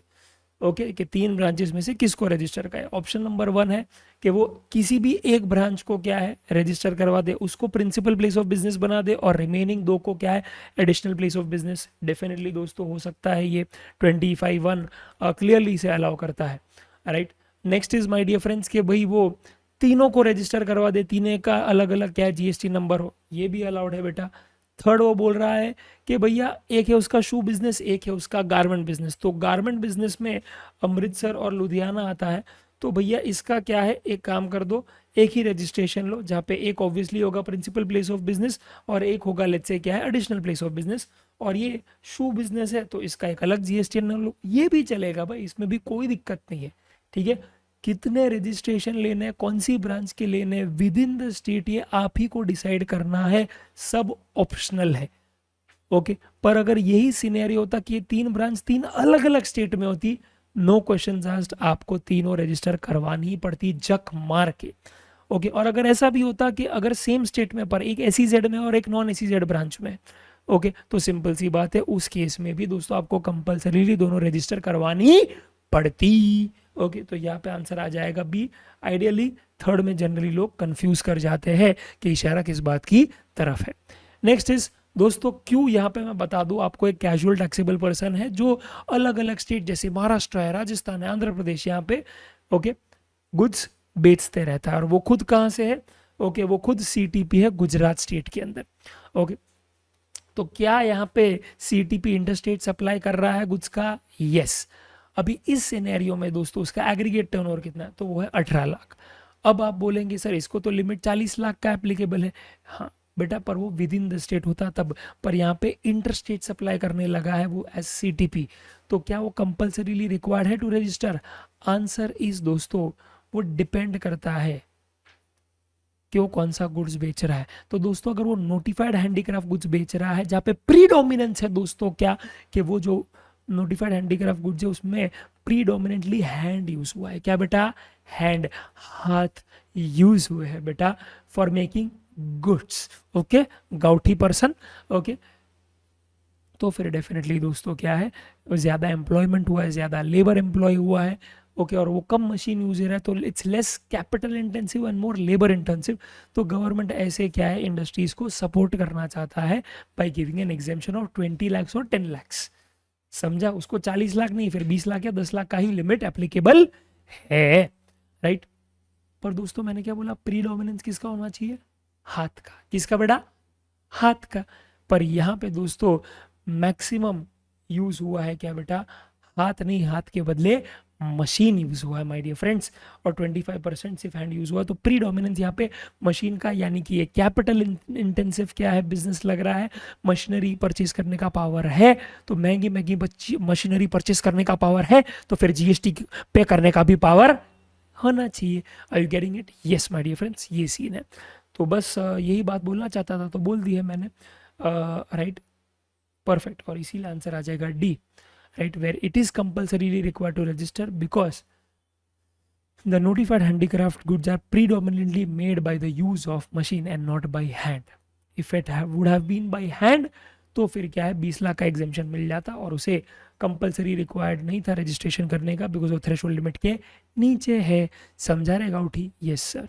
नेक्स्ट क्या आता है my dear friends, question number 36। यहाँ पे बहुत अमेजिंग चीज़ें सुनिए, ओके। तो आज जेड है, ओके वो एक प्रोप्राइटरी फर्म है सबसे पहले तो, और उसने अपनी खुद की क्या है एक 1 मैन कंपनी जेड लिमिटेड भी एस्टैब्लिश करती है। आपको ये देखना है कि जेड जो एक सोल प्रोप्राइटरी फर्म है which is based in Gujarat, उसका एग्रीगेट टर्नओवर क्या है और क्या उसे रजिस्ट्रेशन लेना चाहिए। उसके पास डेटा आपका जुलाई का दिया गया है, ठीक है। तो supply of taxable goods definitely दोस्तों क्या इंक्लूड करूंगा मैं, yes. Interstate supply of exempt करूंगा include, yes. Exempt supplies, yes. Non taxable supplies is included in exempt supplies, तो ये भी ले लूंगा, yes. Supply of taxable goods by 1 man company limited setup in his own name. अब maximum बच्चे यही गलती करते हैं दोस्तों। सबसे पहले आप क्या है वीडियो को पॉज कीजिए और इसका आंसर खुद क्या है कमेंट सेक्शन में लिखिए। ऑनेस्टली अगर क्या है आप मेरा वीडियो अच्छे से देख रहे हैं तो, मेरे साथ अच्छे से सॉल्व कर रहे हैं तो ऑनेस्टली पॉज करके जाइए और अपना आंसर लिखिए। क्या ये ऐड होगा 2.7 लाख में? बताइए क्या लगता है? Answer is no, no, sorry Ekta Kapoor वाला, नो नो नो। कशाला? बिकॉज बेटा एग्रीगेट टर्नओवर के डेफिनेशन में आपको याद होगा तो वहां पे लिखा है all outward supplies will be included but when they all belong to the same PAN. ये सेम पैन, अरे जेड लिमिटेड अलग है और जेड सोल प्रोप्राइटरी फर्म अलग है, दोनों स्ट्रक्चर ही अलग है, दोनों का लीगल एंटिटी ही अलग है। समझा कि नहीं गौठन? और इसीलिए दोस्तों मुझे किसका कैलकुलेट करना है? Z which is a proprietary firm. और ये डेटा किसका है? जेड अ प्रोप्राइटरी फर्म का नहीं। ये जो डेटा है यानी कि फिफ्थ वाला डेटा, वो माय डियर फ्रेंड्स डेटा है जेड लिमिटेड का। और इसीलिए माय डियर फ्रेंड्स याद रखना ये नहीं आएगा, ठीक है? परफेक्ट, क्योंकि ये अपने पैन वाला नहीं है। समझा? ओके। एंड लास्ट इज दोस्तों आरसीएम के तहत जेड को टैक्स पे करना पड़ रहा है, ये भी नहीं लेंगे बिकॉज इनवर्ड सप्लाई का डेटा है, ठीक है? तो अब अगर आप कैलकुलेट करेंगे 3150, 2.6, 2.43, तो दोस्तों नंबर निकल के आता है 39.5 lakhs। Okay, and yeah it is liable to register not because okay उसका 39.5, क्योंकि गुजरात में तो दोस्तों अगर आप देखने जाए राइट तो सिंपल सी बात है, उसने सब गुड्स में ही क्या है चीज़ें की है राइट, तो फिर उसका तो आना चाहिए क्या exempt, that he is not liable to register. नहीं दोस्तों, okay he is still liable to register and you know why? Because of this adjustment as he is liable to pay tax as per RCA, ठीक है? That's it. तो बस ये चीज़ क्या है बोलना चाहता था। अच्छा, यहाँ पे भी एग्जाम सप्लाई ऑफ गुड्स कर दो अगर आपको क्या है कोई कंफ्यूजन है तो, राइट? बिकॉज यहाँ पे भी स्पेसिफिकली बोला है गुड्स में ही डील कर रहा है, इसीलिए मैंने नो अजम्पशन लिया था, पर फिर भी यू कैन राइट इट। तो कोई सर्विस नहीं दे रहा है, वो गुड्स ही दे रहा है सिर्फ। और क्लियरली दोस्तों क्या है यहाँ पे कंपल्सरी रजिस्ट्रेशन होगा। और यहाँ पे भी मिस्टेक क्या करते हैं बच्चे, ये रीज़न नहीं लिखते, रीज़न एक्चुअली ये लिख देते हैं, ये वाला सेकेंड वाला, पर सेकेंड वाला रीज़न नहीं हो सकता है दोस्तों, राइट? वो लोग जनरली क्या रीज़न लिखते हैं अगर ये थियरी में क्वेश्चन आ गया तो कि एग्रीगेट टर्नओवर इतना है एंड भले वो थ्रेशोल्ड लिमिट के नीचे है पर फिर भी वो कंपल्सरी रिक्वायर्ड टू रजिस्टर है because it is making interstate supply of goods. अरे नहीं बेटा, वो इंटरस्टेट सप्लाई ऑफ गुड्स नहीं कर रहा, वो interstate supply of exempted goods कर रहा है। समझा? अगर वो टैक्सेबल गुड्स करता तो दोस्तों क्या है वो भी रीजन बन जाता और नीचे वाला भी रीजन बन जाता, पर अभी सिर्फ और सिर्फ फिफ्थ वाला पॉइंट ही वो रीजन है जिसके कारण ओके कंपलसरी रजिस्ट्रेशन उसे लेना पड़ेगा। आई होप दोस्तों आप समझ रहे हो, एक एक छोटे छोटे पॉइंट में दोस्तों क्या है गूगली आ रही है, तो कौन सा रीजन है वो भी क्या है यहाँ पे। अगर जैसे सी क्या है ऑप्शन आ जाता और वहां पे ऑप्शन ये इंटरस्टेट सप्लाई वाला आ जाता तो फिर वो ऑप्शन भी क्या है गलत था। समझा? ऑप्शन बी ही सही है। I hope that make sense, ठीक है? Perfect. Next my dear friends is in the following independent cases decide who is liable to pay GST. ये भी बहुत अच्छा एग्जाम्पल है दोस्तों। तो सरदार ट्रांसपोर्टर्स है, वो एक जीटी है who supplying goods to supplying transportation of goods service to HUL for a freight of 1 lakh and is charging GST at the rate 5% on the tax invoice, right? To provide the services he has procured input and input service on which it has paid GST 2000. Compute the GST liability for okay GTA. तो दोस्तों clearly question से ये पता चल रहा है कि जो GT है माय डियर फ्रेंड्स ओके उसने HUL को 1 लाख प्लस जीएसटी 5% 5,000 चार्ज किया है, तो बिल का अमाउंट क्या आ जाएगा 1,05,000। तो यहाँ पे दोस्तों याद रखना चार्ज कर रहा है उसका मतलब ओके ये 1,05,000 कलेक्ट करेगा एचयूएल से और फिर 1 लाख अपने पास रखेगा, 5,000 गवर्नमेंट को दे देगा। Are you getting it my dear friends? Yes sir. तो क्वेश्चन आता है यहाँ पे एक्चुअली क्या जीटी एफसीएम के तहत पे कर रहा है GST at the rate 5%? Yes, recent amendment आया है, कर सकता है वो। पर सर आईटीसी का पोजीशन, आईटीसी सबका मिल जाएगा, input input service capital goods नहीं, एक का भी नहीं मिलेगा उसे, एक का भी आईटीसी नहीं मिलेगा माय डियर फ्रेंड्स। ओके, और इसीलिए सिंपल सी बात है, सिर्फ और सिर्फ 5,000 रुपया ही क्या इसका आएगा एज द जीएसटी लायबिलिटी, जो उसका आउटपुट टैक्स था, राइट, और कुछ नहीं, कुछ भी नहीं। होप दैट मेक सेंस, ठीक है, परफेक्ट। 38 क्या है दोस्तों, पनीनी प्राइवेट लिमिटेड है। ओके, तो आज सिंपल सी बात है, यहाँ पे पनीनी प्राइवेट लिमिटेड ने स्पॉन्सर किया है sports event organised by Pink City club in Jaipur. 50 lakh का क्या था दोस्तों, अमाउंट था फॉर स्पॉन्सरशिप। अब दोस्तों कॉन्सेप्ट क्या है पता है, यहाँ पे वर्ड यूज किया है स्पॉन्सर। जब भी वर्ड स्पॉन्सर यूज किया होता है ना, ओके, स्पॉन्सर किया है इंस्टेड ऑफ स्पॉन्सरशिप सर्विस, ठीक है, तो वर्ड ये यूज नहीं किया, वर्ड ये यूज किया है, तो फिर आपको एक और स्टेप करना पड़ेगा, आपको देखना पड़ेगा सप्लायर कौन है, रिसिपेंट कौन है, और रिसिपेंट आपको पता चलेगा बस इतना क्वेश्चन पूछ के, किसका जेब कटा है बेटा, किसका जेब कटा है, तो बेटा जो स्पॉन्सर करेगा इवेंट को उसी का जेब कटेगा। तो यहाँ पे है वो कौन, पनीनी पनीनी पनीनी, ओके, पनीनी प्राइवेट लिमिटेड, और सामने आ गया आपका पिंक सिटी क्लब, ठीक है। अब आपको पता है कि अब हम लोग बोल सकते हैं कि यहाँ पे पिंक ने क्या है, स्पॉन्सरशिप सर्विस दी है पनीनी प्राइवेट लिमिटेड को, और सिंपल सी बात है यहाँ पे Panini private limited body corporate है, तो फिर यहाँ पे आरसीएम लग जाएगा, बिकॉज कभी भी स्पॉन्सरशिप सर्विस के केस में सप्लायर कोई भी हो, तिल लगाने का, रिसिपेंट होना चाहिए कौन, करेक्ट, बॉडी कॉर्पोरेट या पार्टनरशिप फर्म, ठीक है, और यहाँ पे है बॉडी कॉर्पोरेट तो आरसीएम लग जाएगा, पनीनी प्राइवेट लिमिटेड ही टैक्स पे करेगा एज पर आरसीएम, ठीक है, परफेक्ट, ठीक है, लिख दो अपनी सहूलियत के लिए, और क्या, ओके। पर सर अगर यहाँ पे ऐसा होता और बोला होता क्या कि Panini private limited has given sponsorship service to pink club, जो भी है, तो मामला एकदम पलट जाता दोस्तों। जब वो स्पॉन्सरशिप सर्विस यूज करेंगे ना, तो आपको सप्लायर कौन है, रिसिपेंट कौन है, ये डिटरमाइन करने की जरा भी आवश्यकता नहीं है, राइट। यहाँ पे ये सप्लायर, ये रिसिपेंट, क्योंकि सिंपल सी बात है, क्लियरली बोल के दे दिया है कि इसने इसको सर्विस दिया है, तो ये सप्लायर है, ये रिसिपेंट है, फिर मैं देखूंगा रिसिपेंट बॉडी कॉर्पोरेट है या पार्टनरशिप फर्म, राइट। कुछ भी नहीं है तो सिंपल सी बात है, आरसीएम नहीं होके एफसीएम ही लग जाएगा, ठीक है। तो ये फर्क पड़ता है दोस्तों किसमें, इस बात में कि वर्ड स्पॉन्सर यूज किया है या स्पॉन्सरशिप सर्विस, ठीक है। क्वेश्चन नंबर 39 देख लो फटाफट से, यहाँ पे okay, Y an unregistered supplier selfie stick बेच रहा है via Flipkart to other states of India amounting to an aggregate turnover of 5 lakh. तो दोस्तों बंदा अनरजिस्टर्ड है और उसने अभी अभी क्या है, फ्लिपकार्ट के थ्रू माल बेचना शुरू किया है to all other states of India, यानी ये बिंदास इंटरस्टेट सप्लाई कर रहा है, यस, वाया ईसीओ कर रहा है, यस, किसका, गुड्स का या सर्विस का, गुड्स का। तो ऐसे सिनेरियो में गवर्नमेंट ने बोला है, बोलो उसको कि कंपल्सरीली रजिस्टर करे अभी के अभी, समझा, यस।